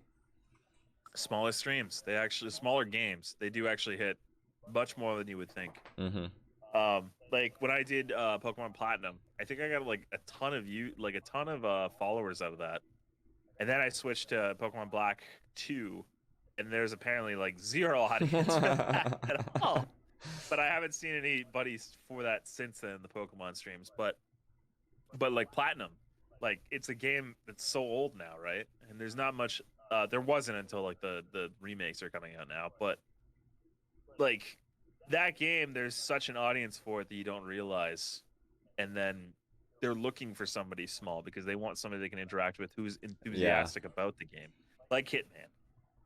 Yeah, that took me a minute to realize about Twitch, where it's like, there's the big guys where they have their Twitch chat and the people in their chat almost know that they're not going to get read. It's more just like random anything, and then the streamer will like say something every now and then, And I am tuned into small streamers. Like I don't even watch big streamers. Even if you have a few hundred viewers, I'm honestly not interested. Like I don't tune into those people. Not that I wouldn't. I just I think I like the interactions from a viewer standpoint. You like actually being able to like talk to the streamer and like interact. I'm the same way, really. I don't like bigger streamers. I also didn't want to get influenced by them with like bad habits. Yeah, that's true. Well, very true. But I watched Code Miko for like the first time the other day. She's great. And, like I liked what she was doing, so it actually did open What my eyes up to what watching bigger what'd streamers. you see? What was her stream? Because she has a like Oh, podcast type deal as well. she did a small streamer death match where she had I Oh, actually yep. tried to I tried to I get saw that into on her. I saw that on her Twitter. yeah, I tried to get into it. So I sat in her little waiting room all day. Dang. But then me and a couple people in my Discord, OBGYN Kenobi and I think Casio, maybe there might have been somebody else. We were watching it together and we were reacting to the small streamers and how they reacted as well. And we made a drinking game out of it. Oh, okay. So we were drinking I was just Speaking of. drinking beer, but like every time a small streamer was like, "Oh, I'm wholesome. Oh, I impact community," and like all the basic bitch fucking stuff that people say. Which actually did not, and then like people who would come in on cosplay, it was like drink this many times and like all this stuff. I really hope she does it again because I'm gonna nail the rules down. And then I'm actually gonna get on. I'm gonna be sloshed, and I'm gonna be like, "Hey, we've been a drinking game." I guess I don't, you know, I don't think I would be any better if I was going to be honest with myself. Like, if I got on there and they're like, what's your stream? I'd probably give the same bullshit fucking answer that everyone else is giving, you know? Because I really, it's almost like when your girlfriend's like, why do you love me? And it's like, well, you know, like, I love you, you know? It's cuz, don't worry about it. It's like, I don't really know how to explain my stream. Well, I mean, that's half the thing, right? And she was trying to make that point with the thing. That's she true. went over why she did it at the end, which is that most people don't understand it's not just what you stream, it's how you stream, because your brand is important, right? Like, branding is half of this. I kind of took it to heart the other day when she said that, because I kind of realized my branding's a little off. I don't have consistent branding, which is why now I have this new profile picture that's like consistent with my stream layout and all this other stuff. But like when she brought on some people and they come on, they're trying to describe their screen, they don't know how to sell themselves, which I think is one thing I have an advantage of being somebody who did stand-up comedy. I know how to sell myself. So like somebody asks me what my stream is, I'm like, oh shit, man, it's chaotic horny. We have chat interaction, and if you come on by, you might see a crab or two. So it's like you can break into stuff like that, and like you want to try and interest, and also I would do this where I would have the crabs pop out, so it's like you can see it right away. It's just crabs, right? Yeah. So you know, I think so. I had a little bit of advantage if I got in there compared to other people.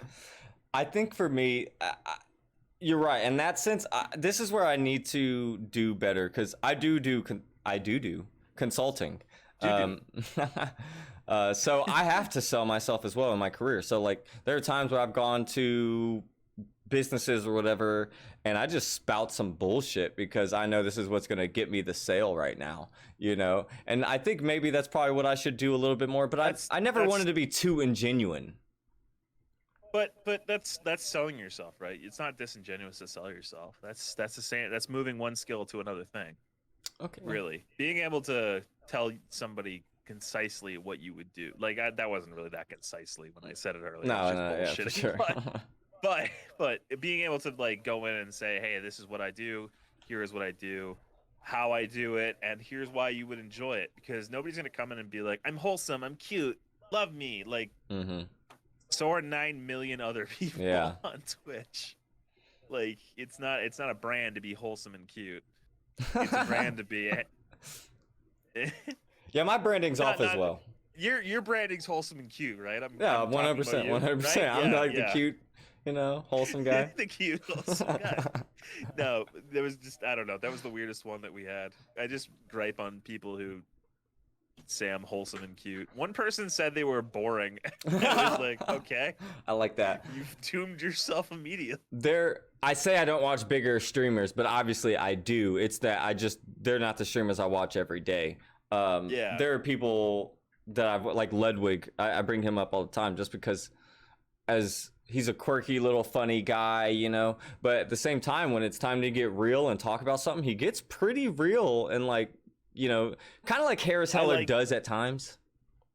Harris Heller is very disingenuous, though, in my opinion. Ludwig, on the other hand, he will tell you exactly what is going on, and he will straight shoot you the whole time. Exactly. He's not trying to sell you something. He's literally trying to tell you something. Yeah.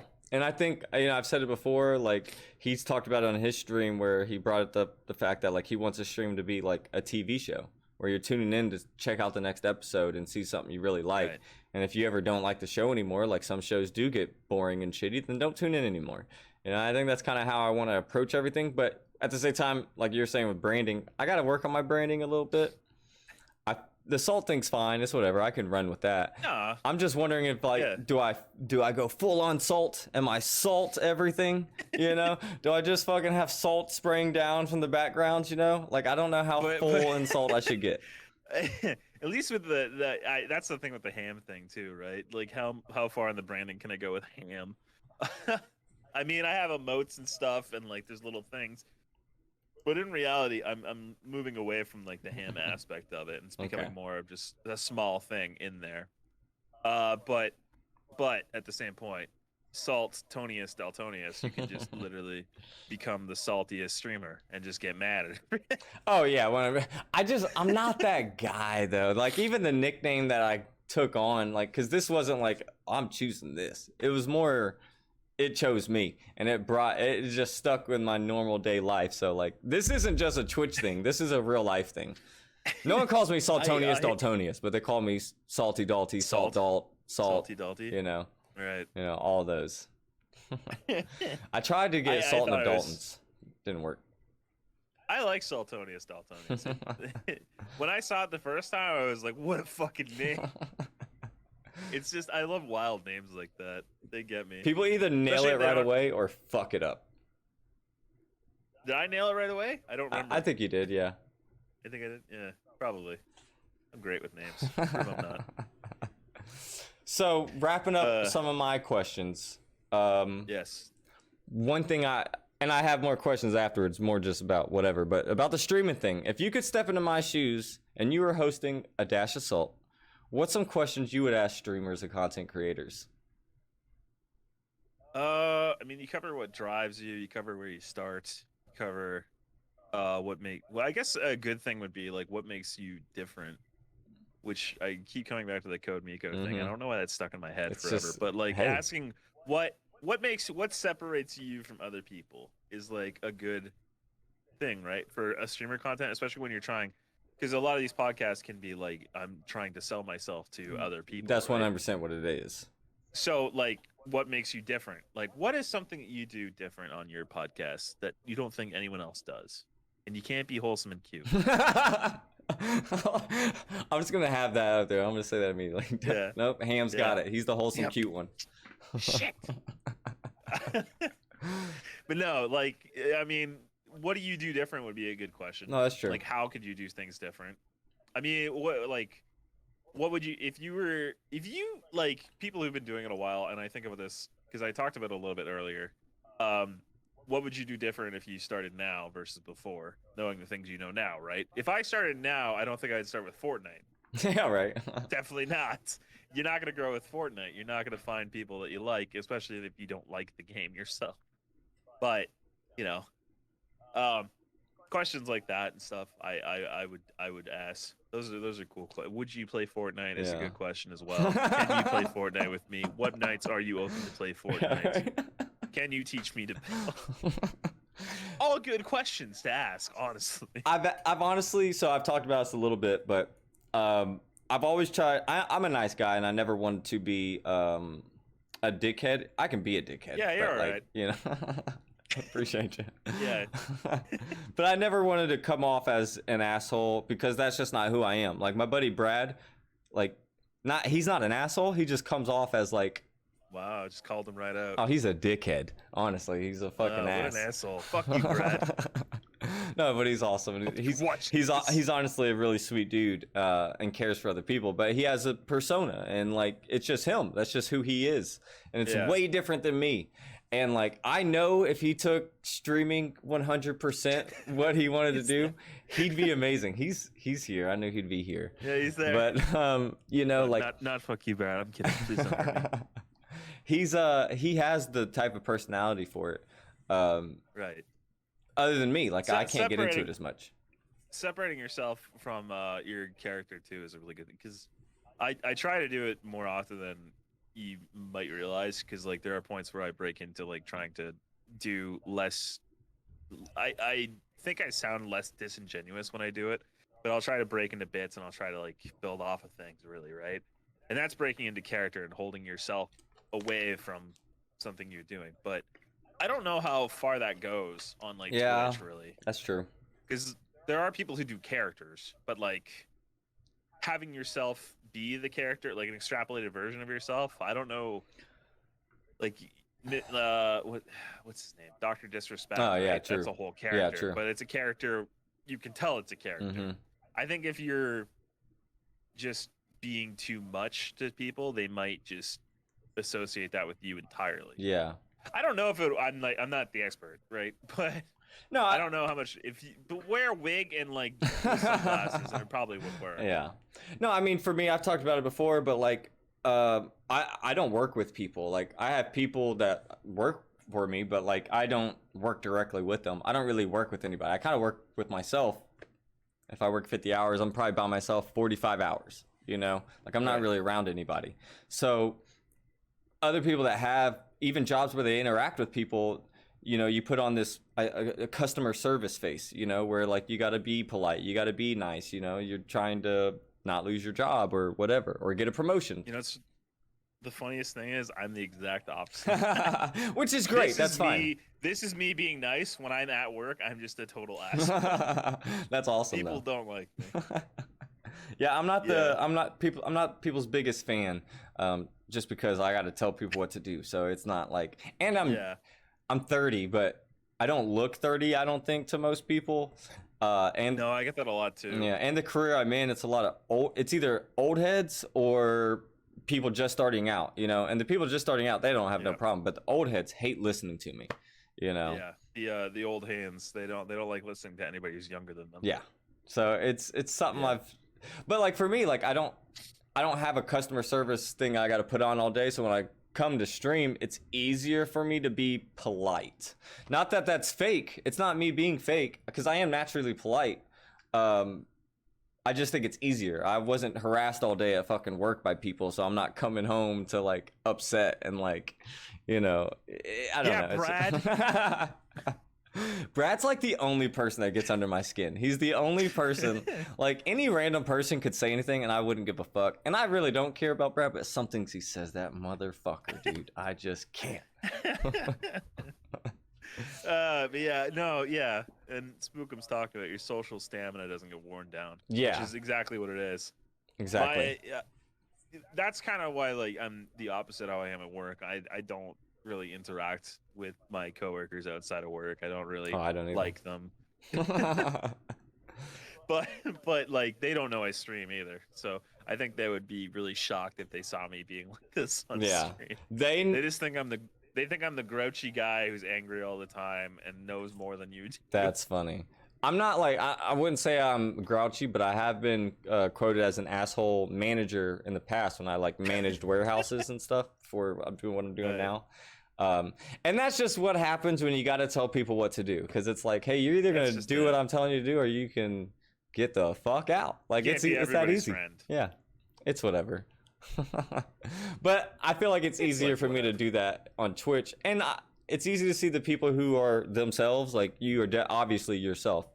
Yeah, I mean, I do break into characters sometimes where like, it's not really breaking into character. It's more of just turning on the the stupid, I guess. Where I don't know. I try to be myself as much as I can, but sometimes I do break into being a little bit ridiculous. I'll say this for you, especially when you've had Twitch interactions with people, and this isn't a diss on people, I just hope they don't take this way. But when you first, Brad. no, but like with me and you, when we've interacted, but we hadn't talked face to face yet. So when we made the conversation, I feel like most people would be overly polite or overly, hey man, you know what I mean? I feel like that's what you do normally. It's just society. But that wasn't you. I feel like you jumped in and you were immediately like yourself, like, what's up, man? You know, like, it was just. I mean, you're a fellow Twitch streamer, so we treat you the same way I would treat anybody else. Also, you watch me wolf down a whole bowl of chili. That's true.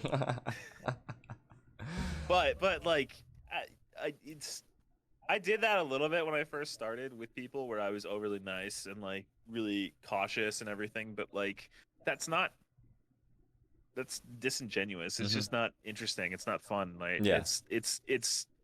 I'd rather come in and be like, "Hey, man, what's going on?" Treat you like anybody else, than be like, hello, sir.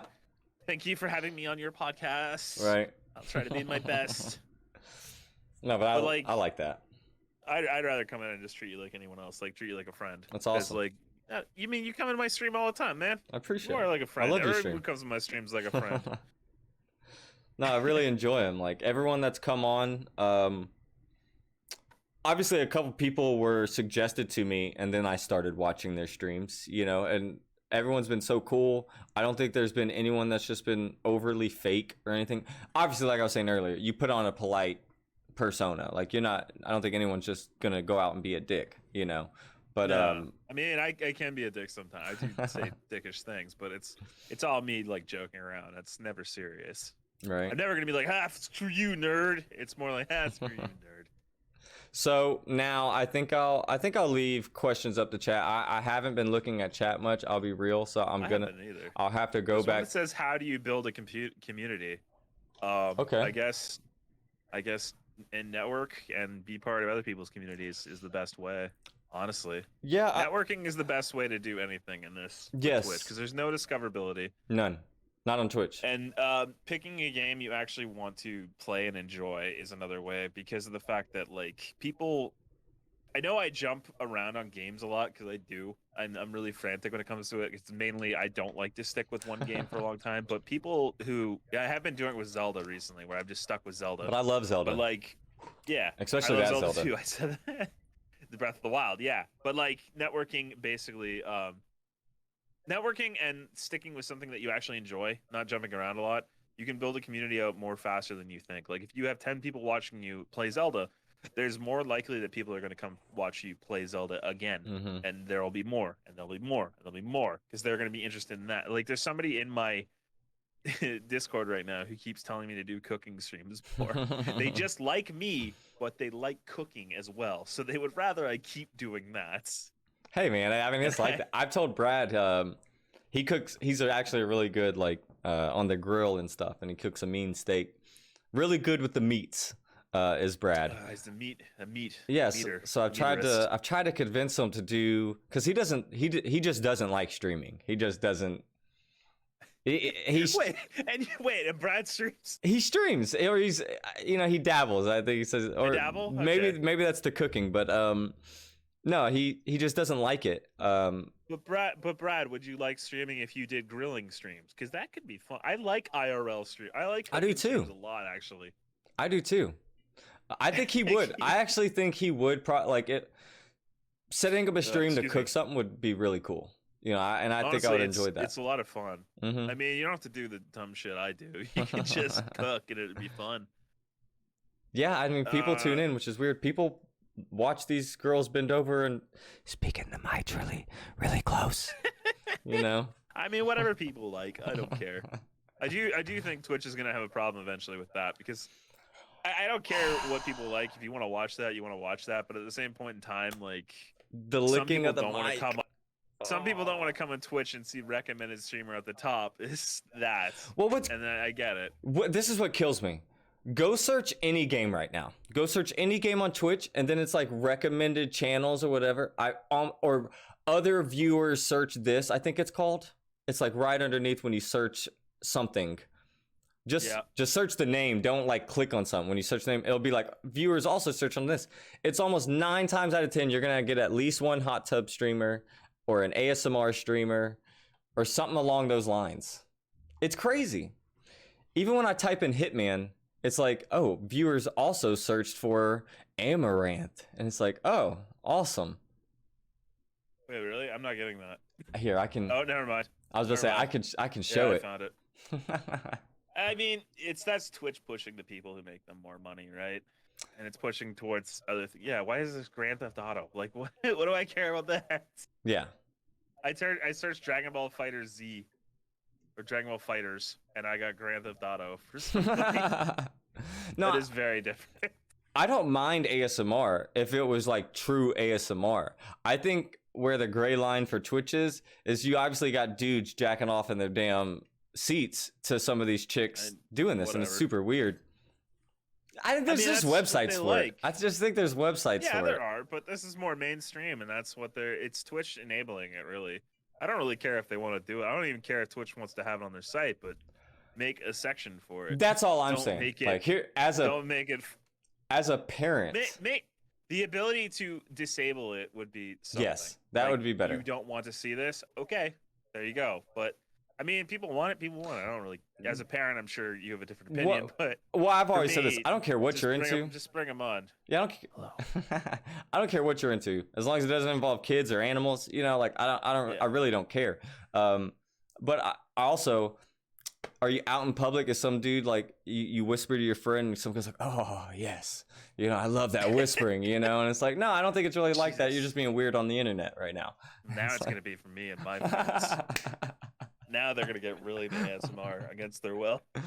Which again, ASMR is fine. I feel like there are people who just enjoy it. It's the weird stuff. Again, I don't really care what people like or do or anything. But again, I don't want to see it on like the front of my Twitch thing every time. Thank you. That's all it was. Like if there's a section for it, there's a section for it. Whatever. Amen. That's fine. Amen. All right. I don't care. I will find that section. I will go to it when I want to. All right, so I'll start going through chat because I need to find some of these questions. I know there was a question that looked funny, and maybe I thought of it and didn't read it at all. Spookum had another one here that says, "What is your first lesson learned as a streamer? More or less of something, or maybe about networking?" Well, for networking, sorry, go on. I'm just now getting into that, so I just feel like I'm just now finding that out. I don't have any real experience with that. I mean, networking on Twitch is more or less just trying to be part of somebody's community. It's not. I see a lot of people who do this, and I want to like tell them you shouldn't do this, but at the same point, I've had problems in the past where I've approached people to try and help them with their streams. Because there's people who have been on Twitter who like complain about, oh, this isn't working, and I'm just like, what if you try this? And then they get really mad at me. There's actually one person on Twitter who sends me their like channel analytics like every week to try and like show me up, but they're always really bad and I don't know why they're doing it. And then they said I should support them with money, and I was like, all right, you gotta stop talking to me. Really? That's so weird. Yeah, it was the weirdest thing. I don't understand. They never come to my channel either, so I was just trying to help somebody out who was like complaining, and I was like, no, I stopped after that because I was like, I don't want to do this anymore. If somebody wants help, they'll fucking contact me. I hate that. Just don't try and help somebody randomly.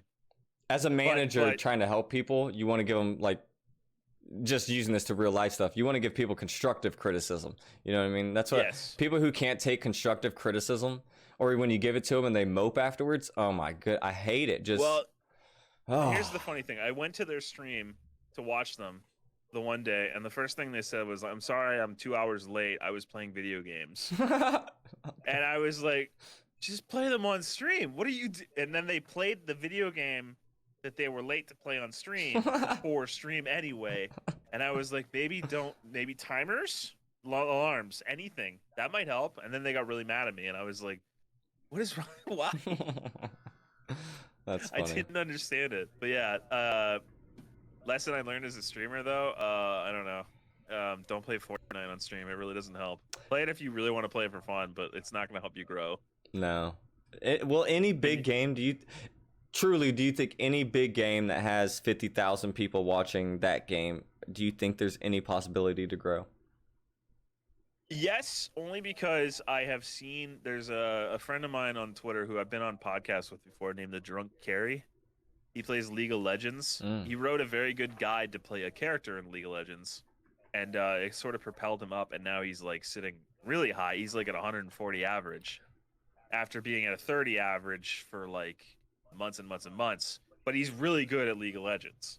So, I mean, if you have skill in it and the ability to market yourself, because that's marketing and it's having skill, because he did two different things to try and pull it there. That's the only way. And I feel like that's kind of unique. Being able to like actually show how to play the character, yeah, I would say.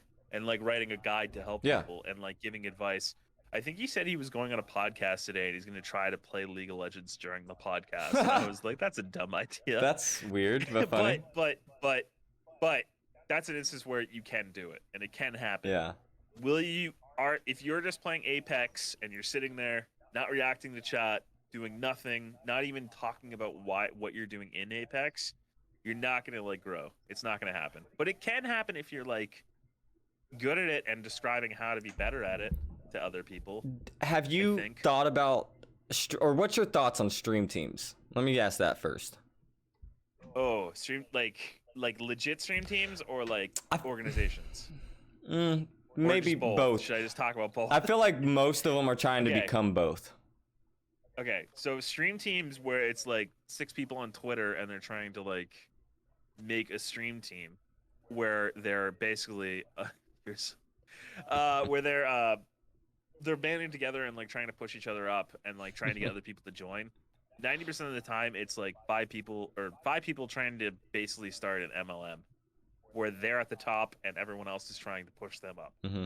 I watched I don't want to get specific names, but I watched streamers come together and form one to try and do that. And I watched them try to recruit people and bring people in. And I thought it was really toxic. And I didn't like the person who did it. Mainly because of the fact that it seemed like they were only bringing in women. And they were the only man. And it was really creepy to me in that aspect, especially since I saw them always comment on Twitter on women's posts only. I never saw them post. I thought it was really weird. I don't know what happened with it. Some weirdos. There are weirdos, but on top of that, stream teams in general are MLMs. It's just a couple people who are trying to like push everybody up and get other people to push them up. So a pyramid scheme. Organization, pyramid scheme. Yeah. It's an MLM pyramid scheme. Same thing, really. It's a Ponzi scheme of views. That's a great way to. Yeah, I like that Ponzi scheme of views. Don't join a stream team. I will say if it's a organization that doesn't have like 100 fucking people in it, because I think Pride just collapsed. Yeah, they did.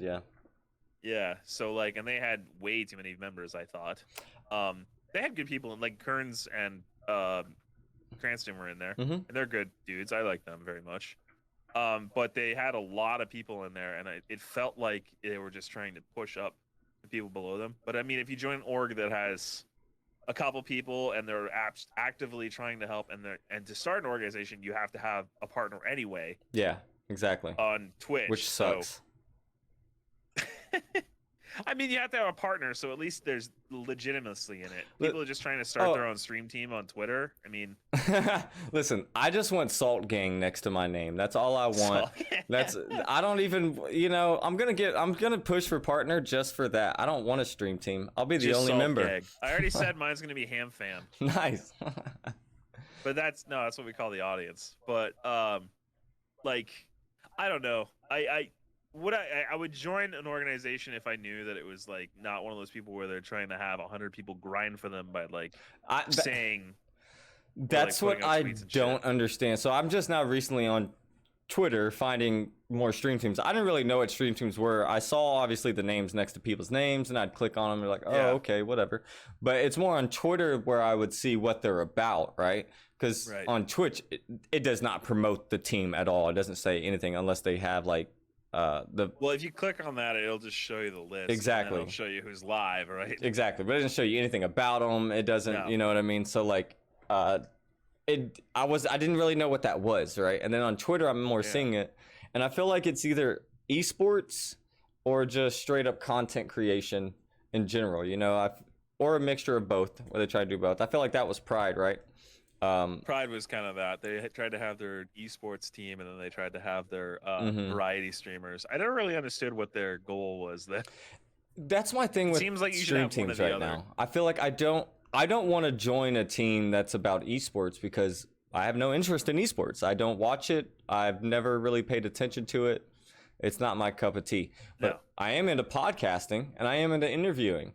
So if there was a stream team that wanted to offer me a place to like interview, Stream But team. there is a difference between stream team and there is a difference. I know it says stream team on Twitch, but there is a difference between an actual legitimate one and there's ones people just make up. Well, they'll Yeah. put like part of this and then they'll put in Mhm. all their titles. Everybody will, and it's like, oh, let's Google that, and then it's nothing, right? But Mhm. those people are all a scam. Organizations where they at least have like a list and everything are at least a little bit legitimate. I agree. I would join one if it had a partner in it. That's the only thing. Okay. But it would have to be pointed, like you said. It would have to be towards podcasts. It would have to be towards variety, towards the like focused, right? Mhm. So at least if the person clicks on it, they would find content related to what they would like, and people that everybody works together. Like, I would expect a stream team of that variety to at least collab often, right? See, that's Like what you'd have that's what one I would member on want. another. That's all. Like But like if I was to make a find other stream ones, they team, don't do that. if I was to make a stream team, like I feel like it's other streamers I like that I enjoy their content that I would want to come join it, right? Like, hey, come join the Yeah. stream. Like, this isn't like, hey, we're not like trying to blow it, you know, it's whatever. It's like, hey, here's a group of people that we think we're funny and similar or have similar interests or goals, you know, so I like that idea more so than I've thought about doing that team. before, having like people who use chat interaction as like a heavy thing, and have a team of that. But then I thought about people that are scumbags in stream teams, and I was like, no, I don't know. I'm there good. are a lot of scumbags. I don't know. People treat it like it's a pyramid scheme, like you said, Mm-hmm. Ponzi scheme of views, which is kind of what I don't know. It kind of like not cool. I don't know. I don't like them. No. But if anyone wants to offer me one, let me know. HamAllKid@gmail.com. Right. No, I would love to. I'm not gonna bash on teams or anything like that because I would like to join one. But my thing, because Cranston is really the one that brought up, one, what can you offer the team, and what can the team offer you? You know, Yeah. I like for what the team can offer me. Obviously, it's more eyes on me, right? It's more viewers, it's more whatever. But at the same time, that team would have to push me and push that in front of their viewers. And for me, like, I'm not the best podcaster in the world, but I'm trying to get better. I'm trying to get better at interviewing. And I think that's what I could bring to a team because I could talk to anybody and just about anything. You could be the team interviewer. I would love that. Like after the stream, you could just be like, "Hey, how'd the stream go? Let's talk about Let's talk about it." Listen, you're the Talking Dead to the Walking Dead. I just talk. I just blabber about all sorts of shit, especially when there's someone to talk to about it. So it's kind of easy. Yeah, I understand. All right, I didn't look up the next What were the question, other so I'm ones? sorry. I got to go look at it. Spookum says you're doing great. So well, thanks. I mean, you got him there. This is- Also, I think you're doing great. Appreciate you. So Appreciate you. solid 8 out of 10. Well, there's a Room for improvement. yeah. There's a. All right, listen. Here's where I'm you're at. doing That's good. what I'm trying to get. You know. No, there's always things I want to improve. Everybody's improving. Everybody's improving. Everybody. I'm making Doesn't content matter who you are. all the time now. I'm trying to get better at editing, trying to get better at just being a streamer, you know? Editing is hard. It's the hardest thing I've really done. bad at it. It's the hardest thing I've done. Yeah. DaVinci, I'm glad it's free, but I fucking hate it, man. Like, the hotkeys don't work for me all the time. I get so upset. Oh, man. The funniest thing is I actually got one on my phone just so I could do it with my fingers Yep. instead of doing I it did. on DaVinci. Yeah, I'm obviously I got the iPhone, so like I used the iMovie. I tried using that to do. Oh no, I bought one called Video Leap. Yeah, you have to. Which has you like have to buy them. yeah. Well, I only bought it because it's had a lot of effects and things, and it was like easier to use. And then I was like, I'm only gonna use this for TikTok. And then I'm like, now it's the only editing software I know. And I'm like, well, I can't use this for fucking YouTube. Yeah, it's hard. I don't know. The editing, I just recently solved a couple issues I was having, but I was having an issue where I'd pull the VOD from Twitch and then I would edit that down. But then somewhere in the process of downloading the VOD and editing it and then posting it, the audio got messed up. And so I didn't know what was happening. And then I finally figured out it's because I'm downloading the VOD from Twitch. Some on Twitch's end, it's not working right. Where like my audio separates from my video by a few seconds, and I do Oh. not want to fix that in post production. So now I just record every Yeah, stream, that's probably the best way. and then I'll delete it Honestly, afterwards. the other thing too is you can record at a higher quality than you stream. Exactly. That's So also why I'm doing you it. can, Yep. yeah, yeah. Yep. I need to do that as well. I'm really bad for that. Yeah, I just went to But I my have settings and I saw it said record when you stream. I was like, wow, perfect. Perfect. perfect. Wow. Oh man. Yeah. What else we got there? What else did people? Raccoonalun's here. Hello, Raccoonalun. Raccoonaloon. That's a great name. I like that Yeah, name. she's great. She's another person. She was on my channel. We played It Takes Two Oh, really? together. How do you Yeah, think there should be more of that? I feel like streams should. There should be more games like that because I feel like streams could benefit from being able to do that with other people. Yeah. I have no more cues. More cues. But yeah, no, yeah. I like that one for that one because it's a co-op experience that you've experienced together at the same time and not something where you're separated. Exactly. Like playing Halo, you could be like halfway across the map from Yeah. the other guy. But like playing that, you had to actually work together to do things. And I enjoyed that. Also, it was really great. Also, there's like a Street Fighter moment in the middle of it where you fight a squirrel. And that shit was wild, and I fucking loved it. I haven't played it yet. I've watched a bunch of people play Look it. forward to Street Fighter fighting and Squirrel Idris Elba, because that's what he sounds like. No, I think some game developers saw the success of It Takes Two. Also, the Dark Pictures anthology. They're still pushing out games. Yeah. And I think they're doing a good job. There was that other prison one, too. Way Out. A Way Out. Yep. Yeah, that's the same developers, but... Oh, really? That is? Yeah. Oh. Yeah, It Takes Two. Not the Dark Front. No. I honestly. figured that. Yeah. No, but that's super interesting. That makes so much more sense. I really loved it. I really loved how you could see the other person. You know, it brought me back to like the old school 90s where you'd play with your friend and you'd split screen it right away, you know? Yeah, I loved it. I thought it was great. We really need to finish that Raccoon Loan. We were supposed to do it a couple weeks ago, but then there was a family emergency and I had to cancel. Stuff happens. Oh, yeah. All right, so for me, some personal questions. I'll just get into some things. How is it juggling? Because I know you got into it a little bit, but I work a lot, and I have a family, and I try to be a streamer. How is it juggling everything? Because the full-time job, a hard full-time job, that's not a easy job. No, yeah, I don't sit behind a desk every day. Some days I do, but not always. Today I didn't actually. Actually, today I was working very hard in like plus 30 degrees Celsius weather, which is like 80 plus. I forgot know you what it use is Celsius entire up night. there. Yeah, Celsius. Figure it out.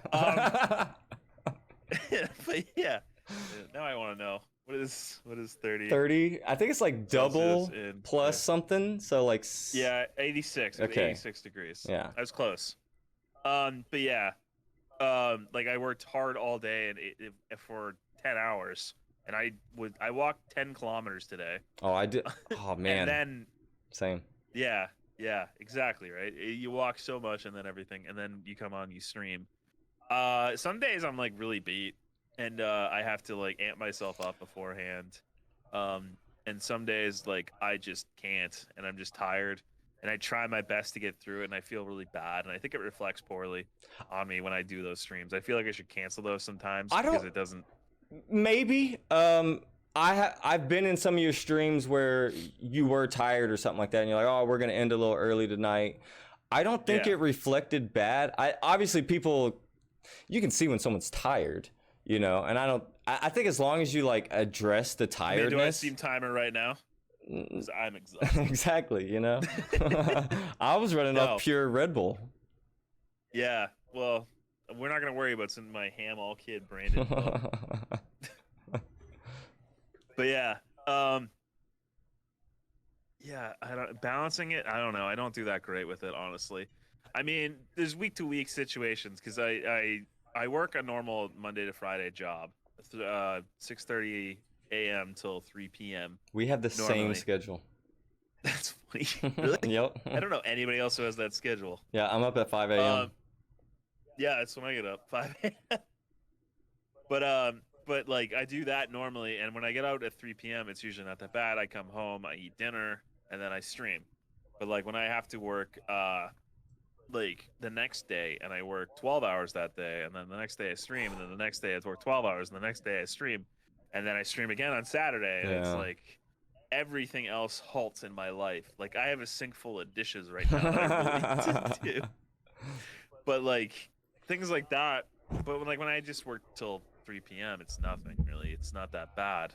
But when you work 12 hours and Yeah. consistently, it does wear on you a little bit.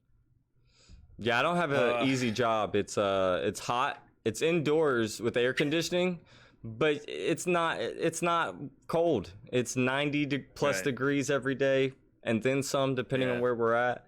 That's basically what I'm at. We're at the same level. I tell everybody I'm just an indoor farmer. That's really all it is. Like think of like a farm, Indoor farm. but just indoors, and it's Right, tough. You're moving around dirt. Yeah. It's not easy. It's not easy, and I come home tired a lot. So props to you for being able to do that, because you really do put on a good show for your streams. I mean, a lot of that is like me trying to. A lot of that is me pushing myself, really, because like I probably shouldn't push myself as hard as I do when it comes to those things, but I'll try to like bring the energy out of myself. I think it's important at times. And then I get super tired all of a sudden after the crash. Yeah, just crash immediately. But you know, you gotta do what you gotta do, and I do it because I like doing it. I don't do it just because I'm gonna be a fame. No, I just like doing it. So I don't have any like brash, ideas or thoughts that I'm gonna just be this famous person.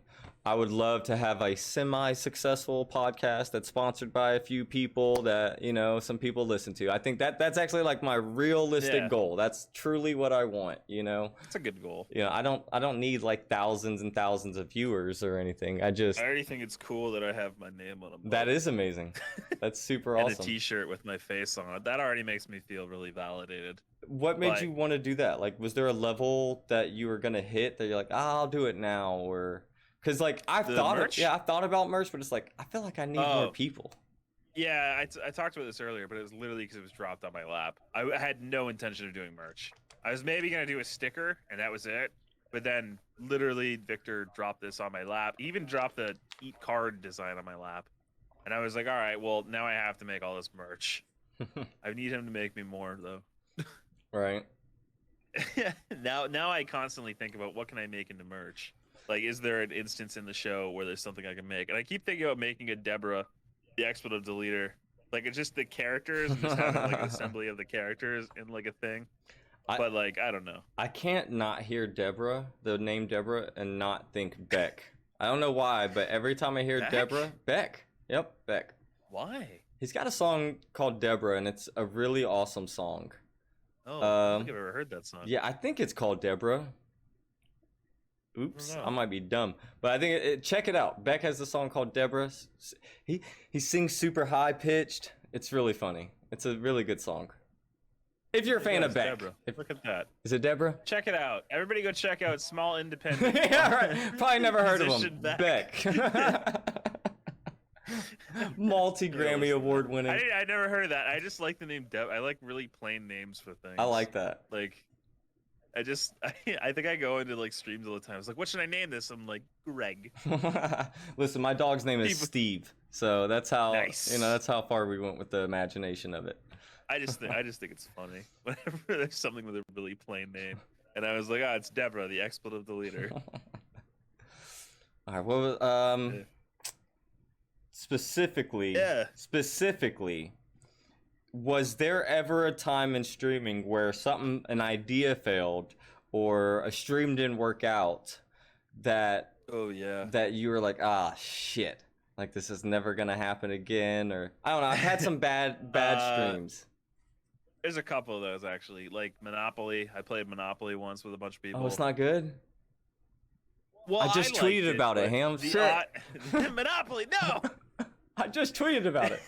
Did you? Yeah, I was like trying to get people to play. Or is it a bit? No, I'm for real. I just like this Saturday or Sunday, I tweeted like, "Hey, would anybody be down for Monopoly?" I mean, it might work for you better. It didn't work for me because I have a heavy chat interactive thing, right? Oh, okay. So like, I was paying more attention to the game and like other people. I'm not saying that you don't, but I was more like, I have real heavy. But fuck these guys. But like, I'm just kidding. I love chat. Please don't go. I love you guys. Brad. I love all you guys. Specifically, Brad. But like Love that. Monopoly, didn't work just because of the heavy chat interactive. Like I didn't talk to the audience really. I was more talking to the other people playing, and like paying attention to the game. So I just ignored chat a lot because I didn't know how to compartmentalize at the moment. So it just didn't work out. Same with Among Us. Among Us Oh yeah, really there's no bombed way on I my could. channel. Yeah, there's no way I could have. People No, blew up and got famous from it, but I don't know. they did. Well, I played it when the a newer map came out. Uncle Cranston was on it too, and we had a bunch of people that playing it, and we all didn't know the map, which was a really bad idea to go Yep. into that not knowing the map. And people got really mad, and then like two people started to get frustrated and saying we should do something else, and I was like, so that was just poor planning. But at the same point, I thought about this later. I don't know if heavy chat interactive doesn't really work with more than like three people on the channel at a time. I could see that. It's too much to focus on, No, I really. could definitely see that. But I'll play Monopoly. No, I wasn't. I like board. Wasn't pressing you, but I was like, I thought that'd be but fun. I actually really love board games. But yeah, That's my first that's why I YouTube wanted video. to play Monopoly. Was board games Was Monopoly. Well, like Monopoly? Monopoly Plus or whatever it is. Um, yeah, that's Oh my yeah, first oh yeah. YouTube video. Raccoonaloo was in the Among Us thing too, which didn't help. Yeah, that was a bad idea, Raccoonaloo, because I brought together a bunch of streamers I liked, and then Oh, really? it didn't fucking work. Okay. And it was people that didn't know each other, and then one guy was a dickhead, and I've never talked to him again since. Wow, that But sucks. but yeah, sorry, board games. Board games are great, and Monopoly's great. I like Monopoly. Yeah, I like they have the game version where people can all get in together. I'm sure, isn't that what y'all played? Yeah, I have it. Okay, Yeah, good. that's I what was we like, play. oh, am I wrong? Am I making this up right now? But yeah, it's one of the first games I played on stream with a couple buddies, and that was like the first YouTube video I ever posted. It's still there. Yeah, it would probably work really good with people that you know and you've talked to, right? I mean, I knew that people that I was playing with, it was just me making jokes essentially and playing the game. That's all it ended up being. And I played it really bad because I was trying to split my attention too much. But I had fun. I get I that. had fun, but it bombed on stream. Yeah. Do you ever see those numbers and it like gets you, or is it one of those things where you can be Yeah. realistic and be like, this was scuffed? No, no, it gets to me sometimes. Okay. Like I think that's the realistic last, part of it. I mean, not to get too much into that. Like I get things are opening up and everything, but recently I've had a bit of a drop off when it comes to my numbers, and I get it. People are busy, things are busy, they don't have time, and that's fine. And I stream at kind of an odd hour for some people. But like it did get to me a little bit. And I was texting people being like, man, should I like change something? Should I do something? Like, what am I fucking up? And then it was like they had to like talk me down from a ledge, essentially being like, what if I just Fortnite? That's great. Well, see, like I've seen it. Obviously, I've seen it with everybody because I was viewing people back when like COVID was still a thing, and now over these last couple months, people are going back to their lives. So I'm seeing people's numbers drop a little bit. For me, Yeah. I haven't ever really been big, so I feel like I'm just consistent. Yeah. It's one of those things where Consistency is the better thing, though, right? I'd rather be consistent than failing. listen. I'm not that I'm failing or anything. Whatever I have right now is probably more than I average. I don't know what I have right now, but like it's probably more than I average. I usually only average like 5 to 10 viewers. Like that's usually about where I'm at. And then, that's Yeah. always the hump, right? That's like the first hump, and I understand that. That's the first hump you got to climb cuz it almost seems like every 10 is a hump that you got to climb, Yeah, I've found that too. Getting above in 10 integers is kind of the weirder thing. I don't understand why that is. Mhm. It's just more people pay attention when you're over like 10 to 20 to 30 Yep. to 40. Not that I'm in those numbers. I'm like at 20 still. I'm still trying to get over 20. It'll come. But I actually I'm working on it. I love your streams. I think they're super interactive, and I obviously your growth is there.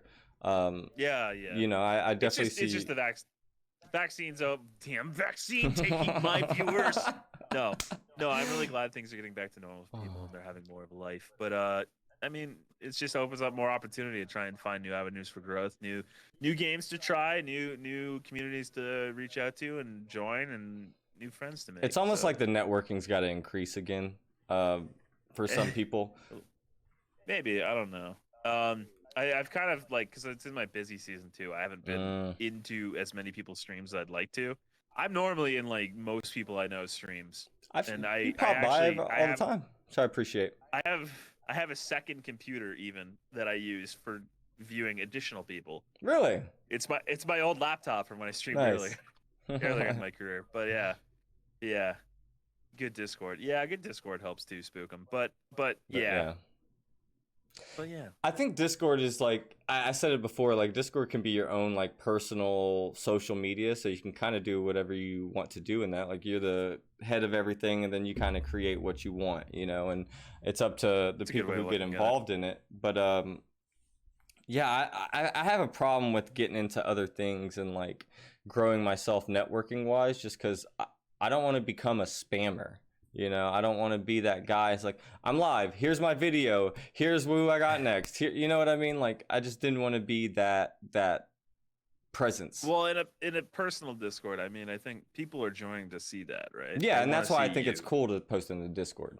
But to go into another person's Discord and only post in the promo section, like, no, don't do that. It won't help you at all. The only time I do it is for podcasts. I don't. You can do it. Like, I'm not saying you can't. I'm just telling you it's not always. Oh, it's not. Work. Oh, it's not going to work. It's not going to work at all. But for me, except in mine, because that's what fella tells me he goes into. That's super funny. But no, like I post. Obviously, I'm going live in my Discord. People in my Discord will do it. I post. I'm going live for podcasts sometimes in other people's Discords because I want them to see this person. Like. Yeah. I haven't brought anyone on the podcast that I just hate or like I don't think they're putting out okay stuff. Wow, like that'd be a really weird podcast. Yeah. Here's some asshole. Here's Brad. Yeah, he was my first guest, actually. You did, no. But no. Yeah, that would make for a weird energy. But yeah. I mean, posting stuff like that, I think that's fine. I do it sparing. I normally try to keep promo posts to Discord communities I'm more active in. If I'm more active in a community, like in a week, then I'll post in it. If I'm not active in it, then I just don't. Look, my Discord's dead, and I'm the only person posting in it, and so it's not the greatest. I feel bad because I'm in like a bunch of Discords, and I'm just not as active as I should be in some of them. But I mean, again, it's a busy season right now, so just saying. Just hit that button. It takes 10 seconds. Just join Discord. Yeah, join Discord. I know a community. I know a bunch of dudes who did that. Actually, they made just one big Discord for all. Really? Yeah, it's pretty awesome. They just split it up between themselves. That's and super funny. It works, but at the same point, I don't think it works. Yeah. But I mean, whatever. Different strokes, right? So what? I have one more question for you. All right. If you had to stop streaming today, this was never gonna happen again, and no one could come to your stream, because I'm gonna promote you. Who are some streamers that you would suggest people to go watch? I mean, I have a big list. Uncle Cranston, Really Kearns, Dropping Soap Bubbles, Icelandic Banks, who's a very interactive streamer and taught me very much. Polyphemius, who is a friend of the channel, Raccoonaloon. Spookum90, also good. I'm not just saying people that are here. He's like, oh, they're so just that. I do actually enjoy their content. El Taco Meat is really good as well. El Taco Meat, that's an amazing name. El Taco Meat, he is a friend of the channel as well, but I enjoy his. When I say friend of the channel, usually it means it's people that I enjoy their content, and I'm just like, I like them a lot. Be my friend. But El Taco Meat does a lot of good things. I enjoy his stuff. He did Kingdom Hearts recently, and then he had the fucking most hilarious end thing where he lip synced with Donald the Duck singing some really dumb song on YouTube. I said Uncle Cranston already. Oh boy, I could probably keep naming names.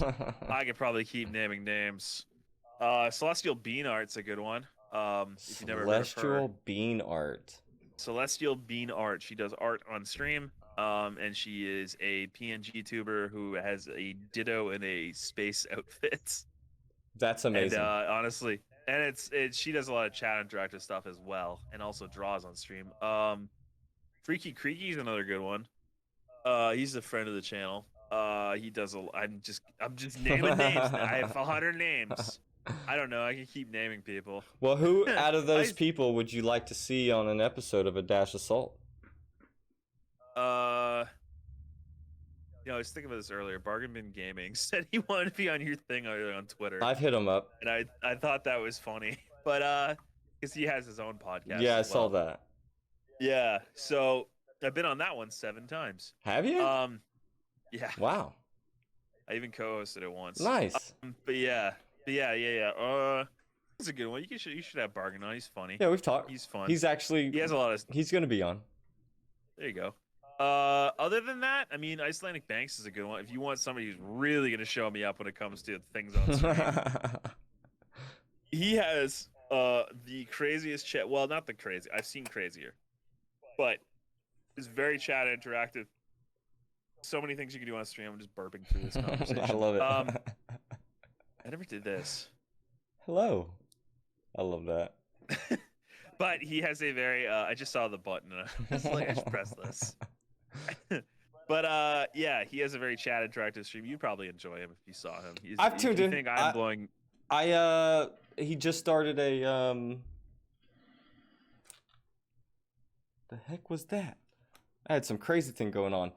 He just started that cartoon Oh yeah, show yeah.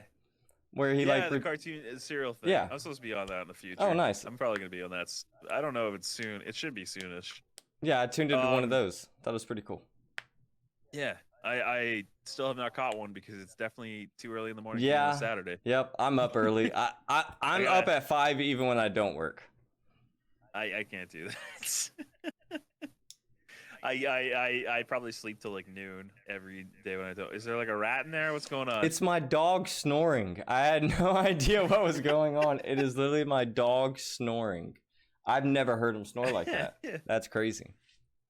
Yeah, Icelandic Banks. You'd like him. All right, I'll have to hit him I know up. he does the cereal thing. I have to hit him up. But yeah, I could probably give you about 10 people if you really want. Throw them at me.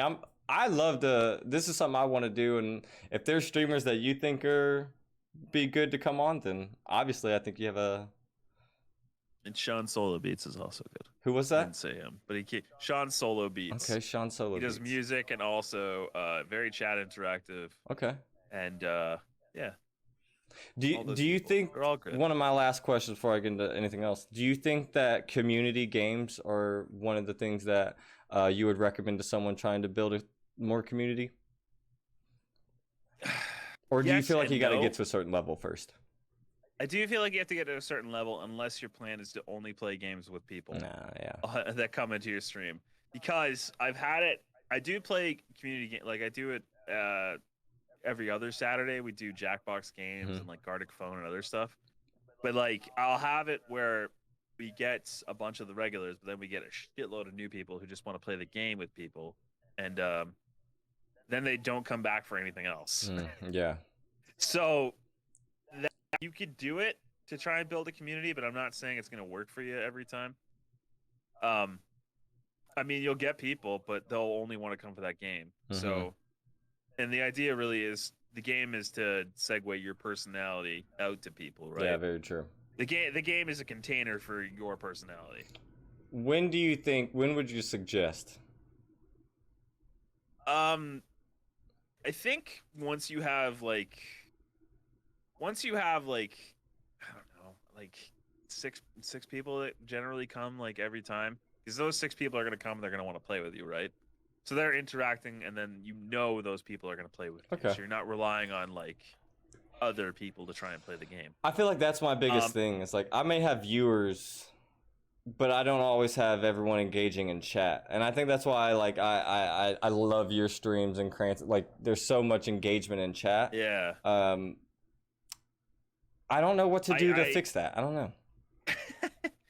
Just have General Kenobi come out. Here we go. Right? Again. I've started.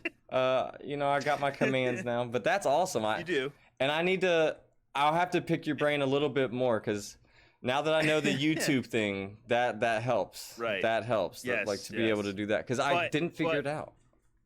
but also like for when it comes to doing the community games and building a community and stuff like that, it's networking and finding people that you enjoy to help you, I guess, MLM your way up to having a community. Not really, but like joining communities and like hanging out with other people is a good way to build up your own community in the same sense. Sure. And finding people and taking ideas from them as not taking, but you know what I mean. Twisting it to Borrowing your own. ideas from them. Yeah. Yeah, yeah. I Twist it to your own. If I take an Because idea from someone, I tell them. I always give credit if there's something like I had the hot chips that I ate on stream. That was Icelandic Banks who did that originally, and I asked, "Hey, can I do that for like this foreseeable future?" And he's like, "Yes, for sure, go ahead." And I was like, "Okay, cool." I mean, I know it's not original, but like he's the worst exactly. when I saw him do it. So I was like, and for the longest time, I was like, "This is because Icelandic Banks said it was cool." I And mean, they ate shit. I'm using Trigger Fire because you suggested Trigger Fire, and I saw you were Yeah. using it, and I was like, oh, okay. Literally, that was the first time I interacted with you in someone else's chat of you talking about Trigger Fire. And I was I like, think that was soap. Soap. I did it on soaps. I told them about Trigger Fire. I was like, what is this? Trigger Fire. I don't actually use Trigger Fire myself, but Still a great source. It's a good source, and you should use it if you're just getting into stuff like that. And It's simple too. And you can, yeah, it's easy to use. Mm-hmm. All right, so before we wrap up a little bit, real fast. hit it. Oh, I do love that one as well. I love that song. I know you can't hear it. It's an amazing song. I also just like that I become rainbow. Yeah. What did you have for a question? So for anyone who doesn't know, where can people find you, and what days do you stream, and what times? One more time. You can find me on twitch.tv/HamAllKid, HamAllKid. You can also find me on TikTok, Twitter, and Instagram with the same name, HamAllKid. And I stream every Monday, Wednesday, Friday, and Saturday at 5 p.m. Eastern Standard Time. We play Zelda on Monday. We play Pokemon on Wednesday. Fuck around Fridays and community nights or other events on Saturdays. Fuck around Fridays are me just playing whatever. I like that. I think this week we are doing our Minecraft server because we actually have our own Minecraft server on the Hamtown USA Discord. And I know it just ended, but you just did a charity stream. Could you talk about that a little bit? Oh, yeah. I was approached by a group, No Kid Hungry. They wanted me to join a marathon charity stream they did to feed kids. They feed kids in impoverished places because of COVID and stuff. A lot of places were losing money, and a lot of people couldn't afford the food, and there's a lot of homeless kids as well, unfortunately. So they were raising money for that. They raised $30,000. They had awesome. A goal of 15,000, and they raised 30,000. That's amazing. My community gave quite a bit, and I appreciate that very much of all of you, especially the ones that are here right now. Thank you from everyone in Ham's community for being here. Yes, and thank you everybody for giving for that. And it was really fun. We played a bunch of different games that I've never played before on stream, or just in general. They looked Monster interesting. Hunter. Yeah, Monster Hunter was something I've never played before, so that was definitely something new for me. But yeah, it did pretty well. And yeah, hopefully we do more of those in the future. I try not to do them too often. I think I've done 3 now. I did one in February for MS Society of Canada, and then I did one as the first cooking stream, which just benefited my local food bank. I ended up giving them, I think it was $200 in food. Oh wow! We ended up giving them. Yeah, so it was really good. And then that's where the cooking stream idea started, basically. It was basically, hey, give money to charity to screw with me cooking. How would you go about a charity stream if you were to set one up? Because I want to do one in November for something that is close to home. Right. But I don't really know how to go about it. So use the website Tiltify. Okay. It's like Tilt. You can Google it. But they basically they have charities that register with them. I don't know if it's a local charity. You have to run it yourself. It's essentially, fine. It's not. Yeah. Okay. And then Tiltify usually has the charity in there, and you can just register an account, and then you register with the charity, essentially saying you're raising money for this, and then they give you resources and a link, and basically a PayPal that just pays the charity for you. Is there a way? Sorry, go Sorry. ahead. Go ahead. No, go ahead. I was gonna ask, is there a way to make like, because it's a month-long thing, it goes on for a month. I was thinking Yeah. of doing like it for the month. Is there a way to make it that like all subs, anything is donated to? Oh no. Okay. Not like that. I did when I did the MS Society one. That's what I did, for the month. Where any money I made, I just took the Twitch payout and I just gave it to them. That's Essentially. what I was just gonna say. I was like, I'd probably Yeah. just give them the. But the money unfortunate thing. thing is, you do have to wait until the Twitch payout comes, Mhm. which is like, yeah. But A no, while. that works too. I just didn't want to handle that much money again for a charity. I felt really weird I'm almost. having like, I want to Yeah. say like, hey, we're gonna do this charity, and I want to match whatever my chat or my community that's could. I did that actually. I feel like I don't. I'm afraid to though. I mean, here's the thing though. I did raise $600, so I did have to pay $600 to the MS Society, but I was Wow. fine with it. I was fine with that because it was for a good cause. See, I have but at an the same asshole point, friend. No. It's just I had the monetary ability to, and that's just it, really. And like it put my money where my mouth was for it too. No, that's It wasn't awesome. me just being like, No, yeah. I think that's amazing. I probably should have given money to No Kid Hungry, but I did. So, Honestly, because I was so zonked out from the vaccine on the weekend, I completely I forgot. forgot about you just it. got that vaccine. Yeah, Well, Yeah. good for you for getting it. Travel, yeah. Soon. double vaxxed up. Double vaxxed. Hey, It's at good. least you It's can great. travel. No, I can't. The border's closed. Oof. You know, for whatever reason, I don't even know why. Keep out them Yeah. Canadians, you know? Yes, they're terrible. They leave maple syrup on the counters. I mean, come on. They're hockeying everywhere. Well, What even is it? It's just sticks on ice. Actually, this is a good question. What's the most Canadian thing or the most stereotypical Canadian thing that you do? Oh boy. People say I say a lot. Hey, really? I don't. I don't think I do, but people say I do. Do you say a boot? I don't say a boot, but who is it? Chuck and Aces, who is another streamer. Chuck, because it's a duo streamer. He keeps trying to convince me that I do say a boot. He's like, "Oh, you said it," and I was like, "No, I didn't, man. Stop." I think it's funny because like I used to watch Degrassi back in the day, right? Degrassi. Had no idea it was filmed in Canada, and me and my Yeah. wife talking about this, and it's like, did you ever notice that they were just like, "Oh, sorry," and it's like, "Oh, what the?" Sorry. It's like, what the fuck? Are they not saying ours? Is this a thing? And then yeah, I had to figure it out that they were in Canada. You know, Yeah. I Brad. don't know. I live really close to the border too. Oh, really? So I don't. Yeah, I don't know. I'm not gonna say where I live. Yeah, but- dox yourself real quick.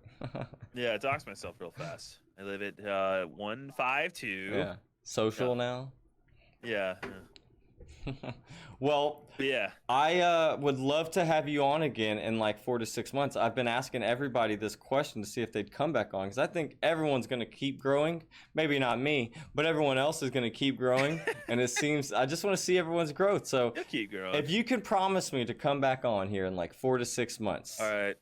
Fine. All right. But perfect. only if Brad comes back. He'll come back. He'll come back. He better. He better be here. He better be doing grilling streams. He'll actually be my first like reoccurring guest.